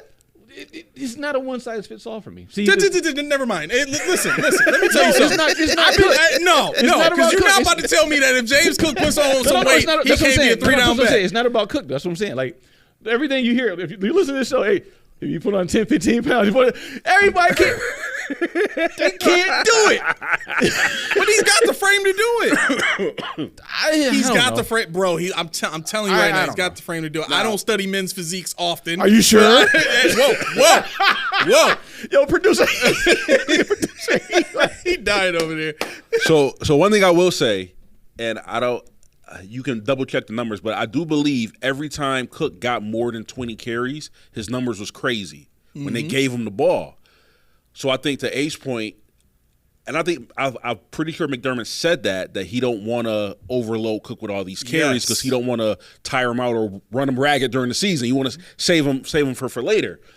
But I think if he adds that extra pounds, maybe they're more reluctant to give him more carries, thinking that he can sustain it and not get hurt, or you know what I'm saying. So that might give him more volume. I mean, that's the thing. See, that's if it works. I'm not saying no. Right. But how many times have we seen somebody put on weight and they get slow, or they lose what they do best? Right. You know, like I call it, basketball, and we're in Buffalo. He's from Buffalo. Greg Oden, in college, his freshman year, he was 7 feet 220. He was #1 overall draft pick. He said, "You're awesome, but you're too small. We need you to gain." He put on 50 pounds, 270. 50 pounds. Knees got shot to hell. Done. Yeah. He's out of the league. And see, that's extreme 50 pounds. But right. In that world where I played and I knew I had to gain and lose to play certain things in college and center, it takes a toll. And even football, my body's not used to carrying it, so I couldn't do what I know I can do. Jumping, stuff like that. Right. It ain't there no more. Right. I get what you're saying, but if you do it the right way and you do it gradually, and if Cook has this weight on him right now, I can almost guarantee you he did it the way you're supposed to, which is gradual. He didn't need to put on much. He was 205. So if he puts on 10 pounds over the span of a year, that's enough time to get acclimated to what it feels like to exercise at that weight, move weights at that weight, and then get into running at that weight, get into jumping. Like, that's something that you can gradually do and build over the span of a year. 10 pounds is not a lot to do in a year, especially for a player of his caliber with his athleticism. So what I'm saying is, if he is bigger now, it's done in a way where he won't feel the effects that you're talking about. What you're talking about is you do that in the span of a few months to prepare for the season, and then now you got to go play the whole season and you haven't given your body time to adjust. Yeah, I mean that's true. I just really hold to I just don't think you can just say like Epinesa, lose some weight. He lost. Well, I'm not gonna say it. He lost a lot of weight. I was gonna need to be bleeped in a minute. But now it's like my whole game is different. I can't play the game, and that's why he was on the bench. That's what I'm afraid of. If you do it, I think if you do it gradually, it can play right. But I've seen a lot of cases where Keith's talking about where they put on this weight and now they can't function like they used to because they're not used to it. Right, especially like another thing is boxing. Like, I'll fight this dude. He had another weight class. It's only 10 pounds. Okay. Only 10 pounds. Okay. Yeah. But the extra 10 pounds, now you're not as fast. Like, it definitely weighs on it. But I think, but like I said, if you do it gradually, I think it'll work out. And I did see photos of him working with his brother, Dalvin. I don't know where they were working out at, but they were working out together doing runs and stuff. So, I don't know. Maybe like I said, maybe it'll work out for the better, we'll hope. Yeah. Roy says, I think, you think he was 190 last year, or you were 190? He says, I think he was 190 last year. Who was? Cook. Oh, he was one. Oh, wow. Wow. He was listed at 205, so he was light in the butt. Yeah, man, 190? 5'10", 5'11". Dang. Wow. Yeah, he said he was 190 last year, putting on maybe 5 pounds of good weight, shouldn't slow him down at all. Yeah. Five I can see, but when you're talking about, going from like 190 to like 210, like, can I get 7? Can I just get 7? Can you play a 212? You know what I'm saying? Can I just, if I give you this piece of lint and a half a stick of gum, can I? You know what I'm saying? Can I get to the yams? Who was they talking about? Who was saying that he's interested at looking at his weight because he went up 2 pounds? Yeah, no. Who was that? Who it was somebody on the Bills who was saying that. I'm 2 pounds more, so I'm gonna see what that 2 pounds. I forgot who it was. That's real. But which I was talking about it. Sal. Mm-hmm. He was talking somebody on defense. It might have been Taron Johnson. I don't remember. But anyway, he was talking to somebody on the defense, and they were saying that, and they were 2 like, pounds heavier? I think he was 2 pounds heavier. He was like, bro, that's only 2 pounds. Like he's acting like it's a huge difference, like the 2 pounds. But I'm like, when you're an athlete, bro. That's real. Because you're super in tune with your body. And that's what I'm getting. You're super in tune with your body and you train. I think was it Bernard? It might have been Bernard. It's either Bernard or I got to Johnson. see how this 2 pounds feels. That's what Yeah. It's probably I think it was Bernard. And it sounds stupid. Right. I got to see how these 2 pounds feel, right? It's 2 pounds. I mean, I can tell you when I played, when I got to the college level, it was, I redshirted, but it was, I think I went into camp at 215, and I was getting bodied. Dude was like, he was like a brick house. Dude was humongous this way. I was like, yo, I got to get faster than him though, but I couldn't do it. So I lost 7 pounds. You lost 7? Lost 7 pounds, and I felt I was jumping, I was running, it was ridiculous the difference in just that 7 pounds. Yeah. And people say 7 pounds. I eat and fart that out, but no, when you do it like you said the right way, man, you max out real easy. See, and people like gradually, like if you wake up and you weigh yourself on the scale, you go to bed, like we'll walk around with like 4 to 5 pounds of water weight as far as when we eat and go to the bathroom. Like we'll walk around with that 5 difference, but it's difference when it's water weight and then when you build it on or when you actually lose it. Like when there's a loss or there's a gain, you actually feel that. Walking around weight, you're not going to really notice that. I'll give you one. This is weird, but it's true. When I was playing football, I knew when I gained weight, when I tried to clip my toenails, and it was hard to get down there without holding my breath. Yeah. And it was like maybe a 5 pound difference. Wow. And that's how you could feel it. Like it was like monumental. And to your point, this is where I go with that. If you're gonna gain weight or lose weight, I want to get with somebody, a professional that can tell you what your max weight is. What your max functional weight is, because guys get with with certain people and they go home and the bills will say I want you to be here at 215, you're 207, and you come at 215, they're like, what happened? You're not what we wanted you to be. Now we need you to lose it again. Right. Why did you want me to gain in the first place? Right. So that's kind of my pause was because of personal experience, not because I was told I was a fatty fat when I was older. But wow. Anyway, yeah. I hope I'm pronouncing this right. Please put the phonetics in the chat if I say it wrong. Let them struggle. The look you had after you said it too was even more devious than the statement itself. Aravej says, I have a lot more hope in Clayton than Stevenson, a 5'11 DT. You should. Right. Danny Smith, what's going on? Let's go, Buffalo. Columbus Bully says at 5'11", leverage is a problem for taller offensive linemen. Short, stocky DTs last in the NFL. Poona Ford was 5'11". Yeah, but he wasn't 265 though. That's the problem. Right. Poona Ford was 290. Oh, so he was like 30 pounds heavier. Yep. Yeah, he was. Yeah. So you're right. A bowling ball is true, and that I will go with that. But at the same time, can you picture 5'11", 265 getting double teamed by a center guard combination with short arms? And you see Poona Ford didn't get on the field last year for it almost at all. So there's a reason. But I do agree with that Clayton point. Definitely agree with that. All right. 3 reasons why I think the 12 formation is not going to last in Buffalo. You ready? Mm-hmm. If you look at the places that Joe Brady has cut his teeth, New Orleans, LSU, Carolina, then Buffalo, right? The offense in, let's just say Louisiana in general, the offenses in Louisiana were air raid style until Drew Brees couldn't throw no more. Then it was more West Coast style. I mean, a lot of West Coast concepts, just in general. LSU, by far, air raid. Carolina, air raid.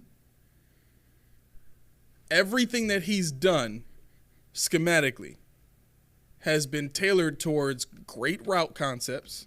And when you say everything he's done, you're talking about in other stops as well? Yes. Everything that he's done has come down to great route concepts, a deeper passing game than most offenses, I'll put it that way. And really, honestly, a lot of formations. He does a lot of stuff with different formations, right?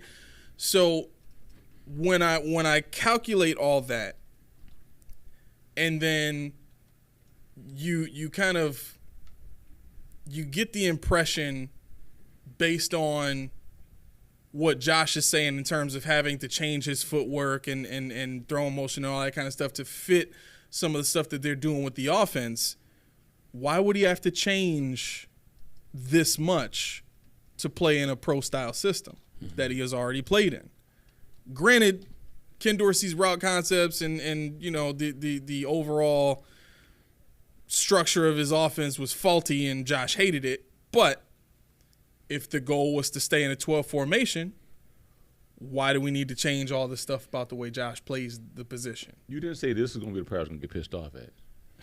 You didn't tell me that. You said the other part. You didn't tell me. You peppered it way too long. You peppered it. So then you bring into this.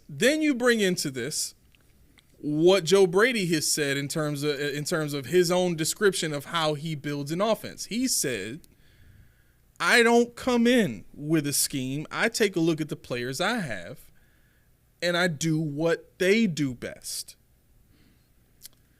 Okay. Well, then let's look at what we have. We have an offensive line that is only successful run blocking when they're tricking defensive linemen. We have one tight end that is hands down a pass catcher. He's got to work on his blocking, but let's be honest, he's never going to be known as a blocker. I'm just thinking about what was one of those touchdowns where you got like thrown clear off the screen. Right. I was like, whoa. I remember you texted me about that too. You know, and then the other tight end that you have can't stay healthy. Mm-hmm. On top of that, I think he's coming up on the final year of his contract next season, if I'm not mistaken. Yeah, not this one. Right. In which case, he might even be up for trade talk if somebody's really trying to get an athletic tight end that they think could work in their system. So he might be on the way out. Then you add on to all of that a wide receiver room that is the most diverse the Bills have had probably since the 90s. I can't think. Well, okay. You might hate this. I'm already there, so whatever you say. This might be the most diverse wide receiver room we've had since Donald Jones, David Nelson, man. Stevie Johnson. Oh, the short bus crew? You check your tone, sir. Check your tone. So all of Why does this happen? Why does it have to be this way? So in my mind, when I look at those three different areas, I'm saying to myself, how could this team possibly justify staying in a 12 formation? It would be literally choking away the strongest part of their offense, which is their receivers and Josh Allen. You'd have to take Shakir off the field or make him a number 2 in a pro-style offense.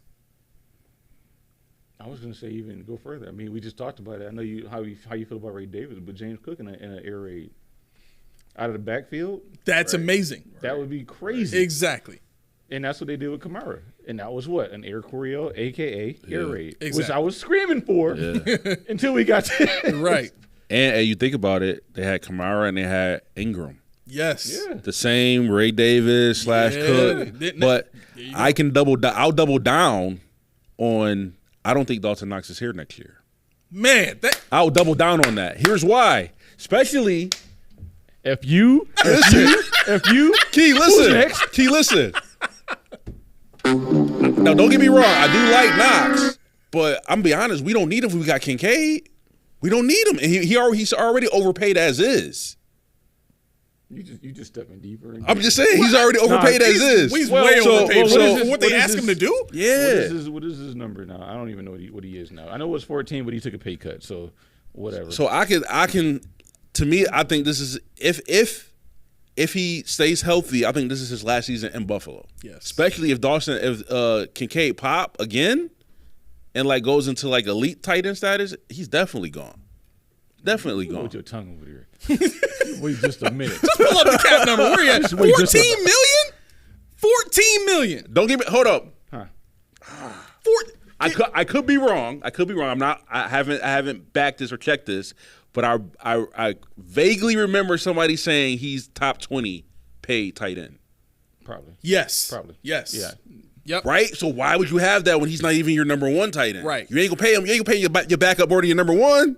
Y'all tripping. Man. This was the problem I had in the first place with moving to a 12 system. I thought when we got Kincaid, you got to trade Knox. You barely use the dude anyway, and if you're not using him, he's hurt. Like, part of the reason you have a blocking tight end in your system is because it's run heavy, right? If it's not run heavy and you have a tight end in your system, then that tight end is probably an athletic guy like a Kyle Pitts or a Travis Kelce or something like that that's adding to the run game. Yeah. But for the Bills to justify that contract by saying, oh, well, he's a big part of our blocking scheme. Yeah, that's dumb. What? That's dumb. Yeah. I can for $14 million, you couldn't find somebody that can block? Now, don't get me wrong. Like I said, I really like Knox. I really do. But I think we're paying him too much just for his role. I found guys that could block. I mean, that's not hard to do. You could have brought Tyler Kroft back, as broken as he is. You know, bring back my man Scott Chandler. Oh, Eddie said he's number 13 top paid tight end. Wow, he's 13? No. Egregious. Flag on the play. What? He said egregious. We're not gonna gloss over my man saying bring back Scott Chandler. Hey, Chandler could block. Chandler could block. He could block, and he caught a couple touchdowns. I like Chandler. With the man. You need to stop. Chandler was a beast. I like Chandler. Only knock on him was he was slow. Right, that's it. But he didn't even really get that many targets. Chandler was a beast. What you think? He was. He was bigger and stronger than everybody that tried to check him. He caught the ball when you threw it to him. He made plays when you gave him a chance. Like I said, his only knock was he was super slow. Yeah, right. You ain't like Chandler? Listen, if they gave the man, if they really invested in making him a better player, he could have been a baby Grunk. He could have. You don't think he could have? He like, y'all crazy.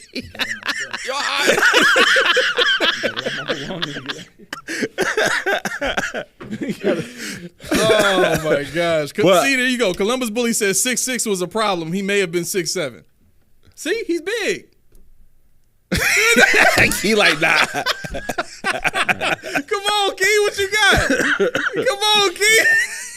This is hogwash. I'm not even indulging this now. Now, yo, can Quentin Morris block? Oh, Solomon got your back. He said that I asked the same question. Are you kidding? Okay, give me this whole mic. I'm never. Quentin Morris. What? I'm plugging stuff. I'm like, huh? Quentin Morris block? Hold up. No, he's like a wide receiver, honestly. Right. That's what I'm saying. If they asking Kincaid to block, then they can put Quentin Morris in there to block. It ain't that serious. Well, the only, and this is me being serious, just for a second, if I may. The atrocity of Kincaid trying to block is out leveraged by the fact he can catch everything. Right.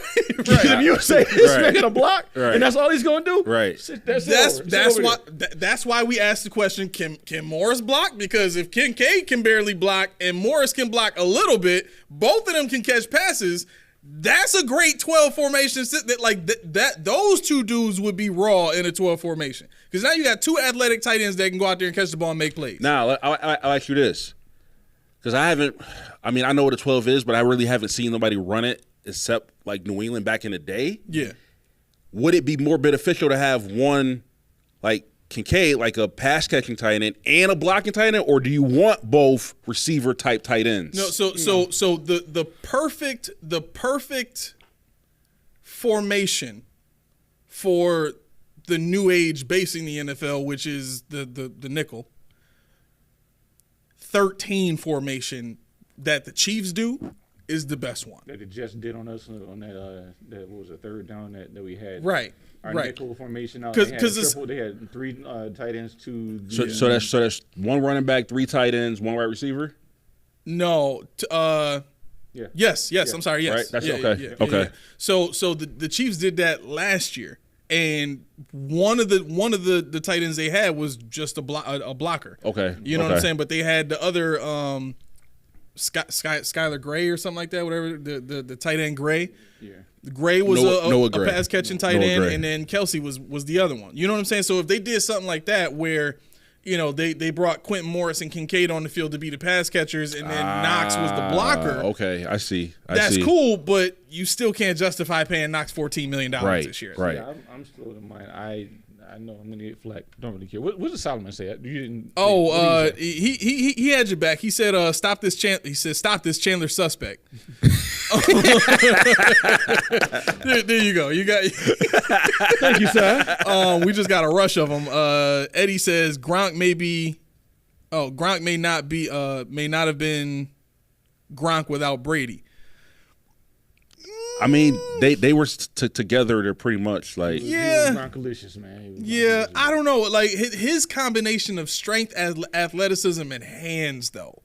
Like that's the thing. He wasn't the fastest dude, but you couldn't cover him because he was either bigger than you or he was stronger than you. Yep. And then when you combine that with the hands, he had hands though, bro. Right, His hands was elite, bro. Like you ain't gotta tell me nothing. His paws was like, yeah, man. He's wearing a white glove, just. No, see, you ain't snatching everything. That you ain't got to convince me. You talking about Chandler and Grunt? Now that's why I have a problem. You can't just slide that. Can't slide that in on the thing. Nah, later for that. He could have been no key.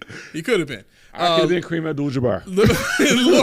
Laura says, no, you could have been. Laura says, now I got to watch a whole reel of Kincaid's blocks. No, you don't. Yo, please do it. Please do it. You're going to see this man flying all the way across the field. I don't know if you're familiar with No, Prince, but Key, is that because of his size? Why he's not a good blocker, or is it technique for Kincaid? Strength. It's strength for Kincaid? Yeah, okay. He's not strong enough. Okay. He hasn't built his body out to be a blocker. Gotcha. Eddie says, I think the 80s, early 90s Skins used 12 and 13 formations. They used to call it jumbo. Yeah. Ooh, I remember the jumbo set. Yeah, that's what it is. Roy says, was Chandler the one that did the shovel celebration after he scored that TD? That was Scott Chandler. Yeah. Yeah, but that was also the year where they made that game where they made the meme out of Giant Manziel when he was laying on the field like this. When they call it Manzelling. Yeah, it was viral. Everybody was doing it. Wow. But yeah, no, I mean, I don't know. I think Knox. Everybody says he had a lucky season contract year. No, he just did what they asked him to do. They got Kincaid, and Kincaid does what they asked him to do. And Knox, like you said, he got hurt. I think the problem with Knox is he always has big injuries. He always requires surgery. It's not like you know. You can't get an ingrown toenail or something, bro. He'll be back in 2 weeks. Right. No. I threw that touchdown, that 2-point conversion to Josh when broke with my left hand because my right hand was broken. What? I kind of broke my finger. We found out 2 weeks later his hand was actually broken. Huh? Yeah. Sorry, guys. I need Tommy John surgery. Right. I'm going to be out for 2 years. That's his life. Laura says Gabe Davis got a game ball for blocking, didn't catch a thing though. Yeah. Please don't ever let me see anything like that happening again this season or any other one after that. He was not good at blocking though. Right. I digress. Did you see the Jacksonville Twitter? No. You know that route that they keep showing Keenan Coleman run? The end slant? Yeah. Oh yeah. They have a route. They have a footage of Gabe Davis running the same route. Look, just like Keenan Coleman. The same speed and everything. Same cut.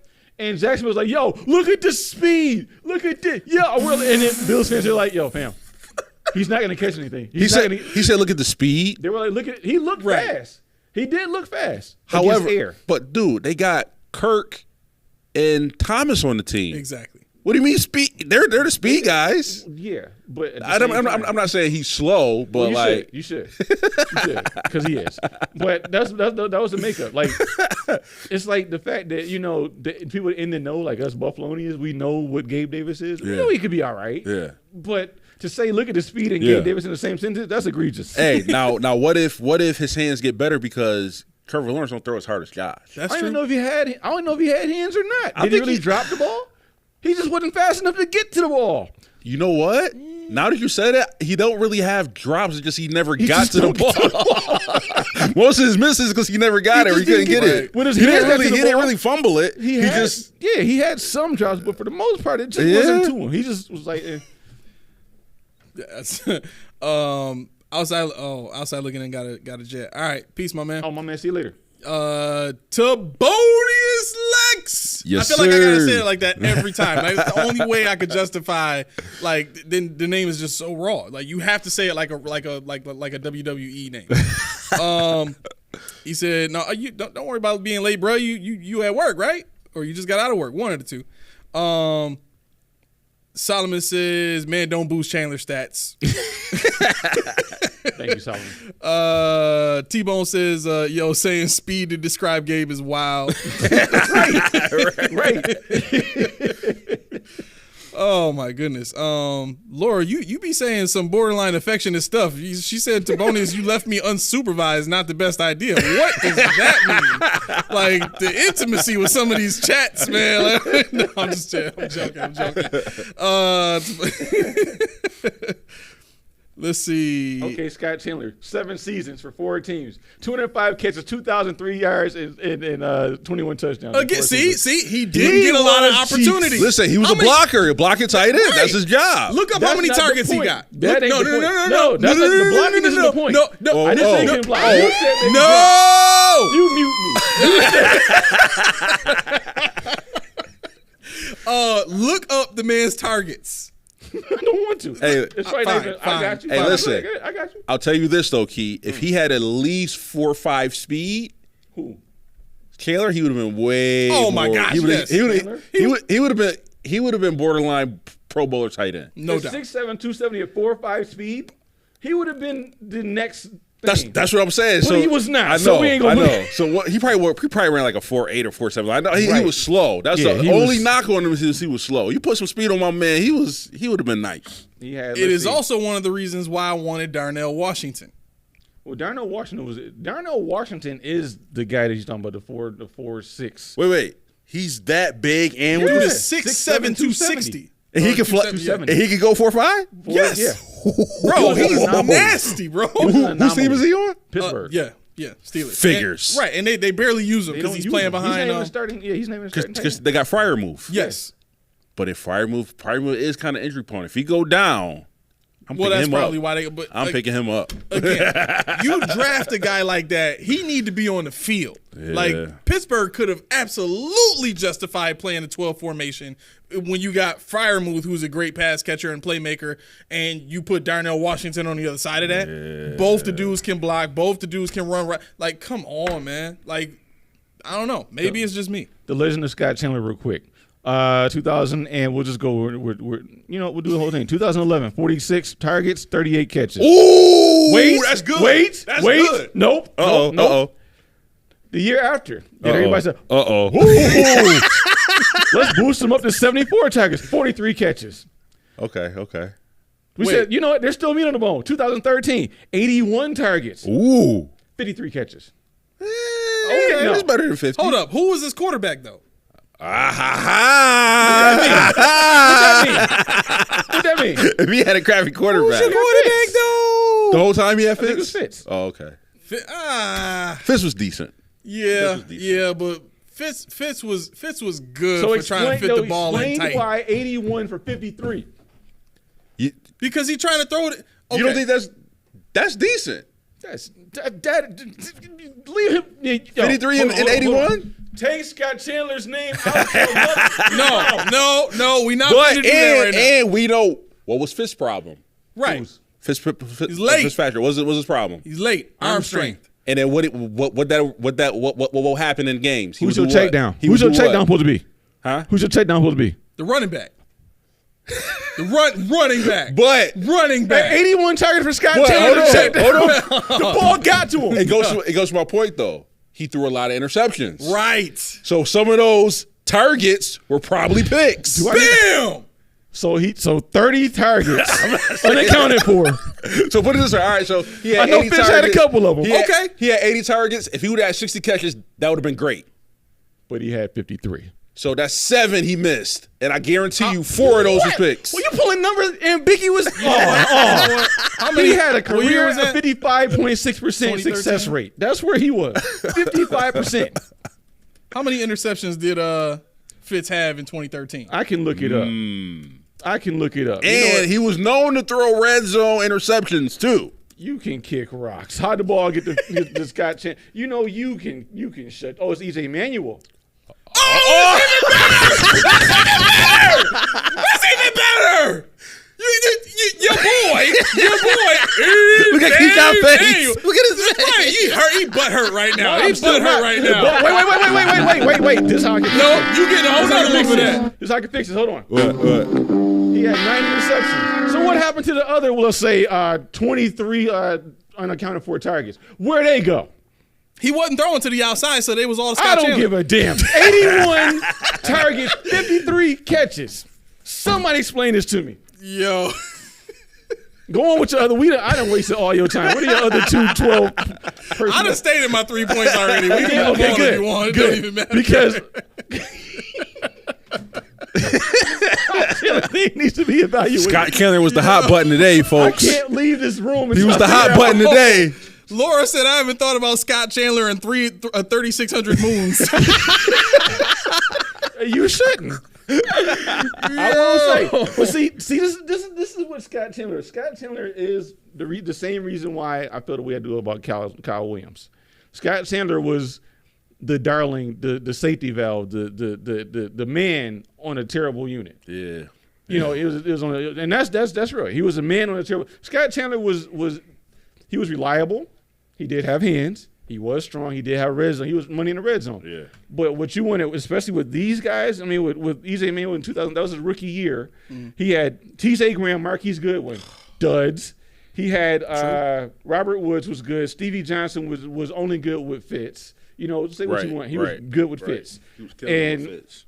That was it. So, Marcus Easley, he was a special teams guy. But the point is, where were the playmakers on this team?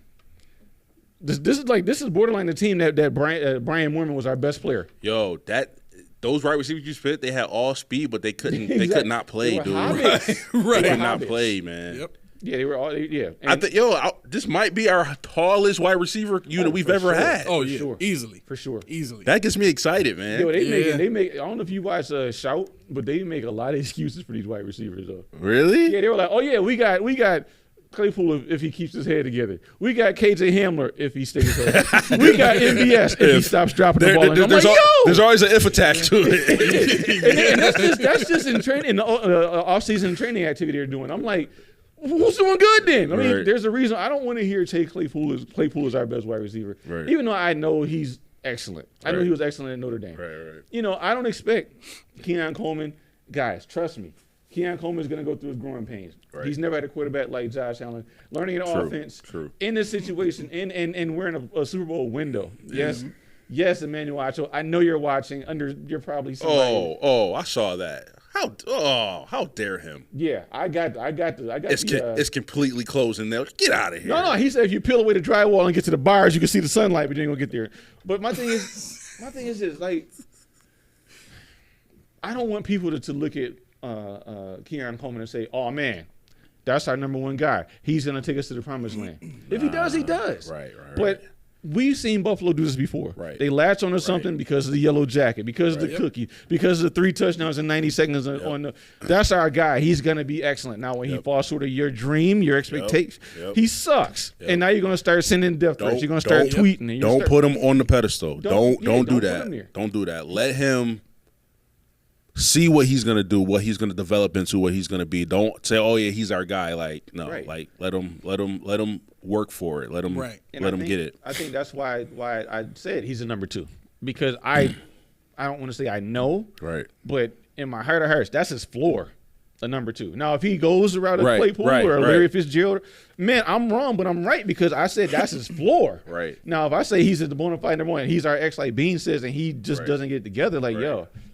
I gotta deal with, and that's what's gonna piss me off. I gotta deal with the people who slandering this man. That's where I'm kind of like, because I see that's my thing. I see the ceiling, so I'm looking at the ceiling. But Keisha made a good point where he said that's his floor. So meaning that worst case scenario, he's gonna be better than a lot of our wide receivers. Like he's not gonna be like straight trash, but he might not live up to the hype that everybody wants him to live up to. But the potential is there. It's there. Mac, I could definitely believe that if this wasn't the first time he said that the whole entire time we've been talking about this. I don't understand how this is the first time we're ever hearing about that being the floor for Keon Coleman. Do you see like it? this Can you whole see it? the whole disagreement piece would have been out of the window had he just said that you up see front. it? That's If he it. just said it up front, You got- I Can you see wouldn't it? have had an issue with it. You got a point. You got a point. You got a point. Can you see it? As you seen it, it's been seen. Oh my gosh. Oh man. No, I agree with that, Roy. I think Shakir will be the number one targeted wide receiver this year. The chemistry's there. The opportunity to prove himself is definitely going to be there. The coaches love him. He's versatile. Absolutely. He can play inside, outside. So I think that's probably going to be the guy that I really want to see in training camp and in preseason, how they're going to use him, because I don't know if there's any justification for not giving that man at least an initial opportunity to prove that he can be your number 2 option in the passing game. Yeah. You know what I'm saying? I think Kincaid is probably going to be the most reliable, but then you look to Shakir as that secondary guy to be like, yo, if I can't hit Kincaid, it's got to be you, my man. Because when the playing style we play, you have to be able to have wide receivers that you can count on. Yeah. And those two guys right off the bat, before I even see anything, I can count on those guys. I can count on Kincaid and Khalil Shakir. And the other thing about Shakir is defenses still sleep on him. Yep. Like, oh, it's just Shakir. Okay. Not for long. Yeah, and then when he bang you for 2 touchdowns and 200 yards, you're like, oh, where'd this dude come from? Oh, yeah. That's Chris Secret. But the funny thing about it, him coming out of Boise, his scouting report said he was a high point guy. He was a go get it guy. Mm-hmm. He wasn't that speedster. I mean, he had the speed, Right. but he made crazy catches, unreal catches, and that we haven't even seen yet. Yep. You know, I didn't realize how close to Diggs he was physically, speed wise, size wise. Yep. They're With the kind hands. of like, They're almost the same height, Yeah, same he's weight. 6 foot, 200 pounds. Yeah. wow. They are almost identical. Wow. You know, and he's fast. He ran like a 4.4. So Yep. He's faster than Diggs? yeah. Yep. Yep. Wow. So that's the thing. We haven't even seen what Khalil Shakir really is, Man. and I'm excited. I mean, I don't want to lose him in the slot only because we saw what he could do there. Yeah. But yeah, and like I said a couple of times, like you like to say, I said it a couple of times. Khalil Shakir is that number 1 wide receiver, the quasi. Do you think he plays that like Beasley role for Josh this year, where like he runs that third down, like you need a safety blanket, you need a go ahead guy. Him and I can see him and Kincaid using a lot of crossing, a lot of off action with each other in order to get open. I can see that because those are 2 focal points. It's going to freeze that middle linebacker. And a nickel, please forget about it. Yep. Laura says Shakir about to pop off this year. Got experience now training with molds. Fire. Did you see the video of him training with I've molds? seen it. Yeah. Both of them. Putting in work, man. Putting in work. To this day, when I hear that man names, I just get excited, man. Eric Molds. I know, love dude. that dude. I want to man. play Madden 98, just like molds. That's what he said. Wait, molds. do I Like, have 98? Do you? That's the one with Brett Favre on the cover, right? 98. I don't know. We'll take a look at it. I don't know who it is. Well, y'all had this kind of. Side note: if y'all had our Patreon, which we don't have yet, these guys actually went down a list of who was on the cover of every Madden. Without looking up. And A had it to a science. He knew. Man, he shut knew. your mouth. You did too. I knew a couple of them, but I didn't know all you of knew them. more than me. I know Josh Allen's on 24, and I think Mahomes and Brady on 23. I think I don't even know, but whatever. You knew more than me. You knew them all, and me and Junie like, yeah. So, I was thinking 2008. My bad. 2008. 98 still had Madden on the cover. Okay, like, yeah. Yep. Once they got to like 2000 I think was the first one they started putting players on the Matt cover. was like, I don't wanna do it. No, 99 was. 99 had Marshall. Wasn't Marshall Falk. Who was on 99? I need to know now. Was I that think- McNair? No, I that think- was 09. Yeah, that was 09. Yeah. Oh, look at me. There you go, Keith. You got one. It was still Madden. It was still Okay. Madden. So 2000 I think is when they went with. Was that Sean Alexander? 2000 was. No, it was still Madden. Wasn't it Madden until he retired? It was. Wait, who is this? Pat Summerall. That's no. Is that Dorsey Levens? Oh, what year? No, Eddie Matt- George, isn't it?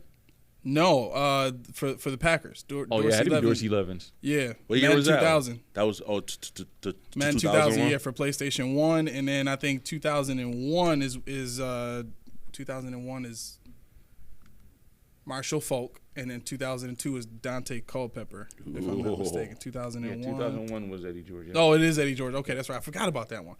And then, is 2003 Marshall Faulk? Yes, that was Marshall Faulk with the Rams, right? Yeah. 2003 was Marshall Faulk. 2002 was Dante Culpepper. 4 was Vic. 5 is Ray Lewis. 6 is Donovan McNabb. Oh yeah, here it is right here. Oh, so 09 was Brett Favre. I still think, hands down, the best Madden player of all time is Michael Vick. Easily. Yeah. Easily. Right? Yeah. Right? He's got to be. Yeah, that's like That was like the cheat code, man. Like Michael Vick, like he had an arm crazy and he had the speed. You're not touching him. that's like saying Bo Jackson wasn't the best on Tecmo Bowl. I mean, come on now. That's like And, saying, yeah. that was the most iconic cheat mode. Bro, you're not catching Bo. Especially when you weaving, you going left, right, you go right. to the sideline, It's to the over. sideline, you're done. It's over. Yeah. Game over. Dang, I should have been reading these comments. If I was reading the comments, I would have gave away all the answers. Laura said she said that's amazing. I think you should incorporate contests like the name like name the Madden covers into the show. Oh, yo, you know what? I did. I was playing around. Idea. I don't know if you probably saw it, but I was playing around in the community. Guys, if you put the notifications poll? on, I put polls up in our Yeah. communities on YouTube. But it didn't show up in You got to go into the archives. yeah, what like why? Once it times out, you got to go into the archives. Oh, okay. How long does it last? I think 24 hours. 24 hours? Yeah. Okay. I'm interested. What was your favorite non-Madden football game? Game Day. Game Day? Yeah. Game Day 98. Wait, is that to be pro? No. College football. of Oh course. yeah, I should have known that. NCAA. That's where it was going. Mine is I got 2. NFL Blitz and primetime football I'm gonna make you eat that ball. with Deion Sanders on I'm gonna Sega. make you eat that ball. Yo, them 2 was the non-Madden joints. I love them games, man. I could play them joints all day. Yeah. Game Day 98 had I had that one yeah, because I used to play with the Broncos. Terrell Davis was on the cover of that What? one. You play with some other than the Bills? I played with the Broncos because they had what cost pop. Ed McCaffrey was a beast on that joint, dude. Yeah, and McCaffrey was a monster. Yep. We gotta talk about that offline. You play with somebody other than the Bills? That made Whoa. me feel funny. Whoa. That's Did you forget your And- your roots hanging out with us playing Madden? And matter of right. fact, But see, why did y'all play with people that weren't the Bills? Because I had to be the Bills. but you know what though? I ain't doing. I'm trying to nothing here. remember. I stopped playing with the Bills when Jim Kelly was off the team, Okay. and I only picked it back up when Flutie was the quarterback.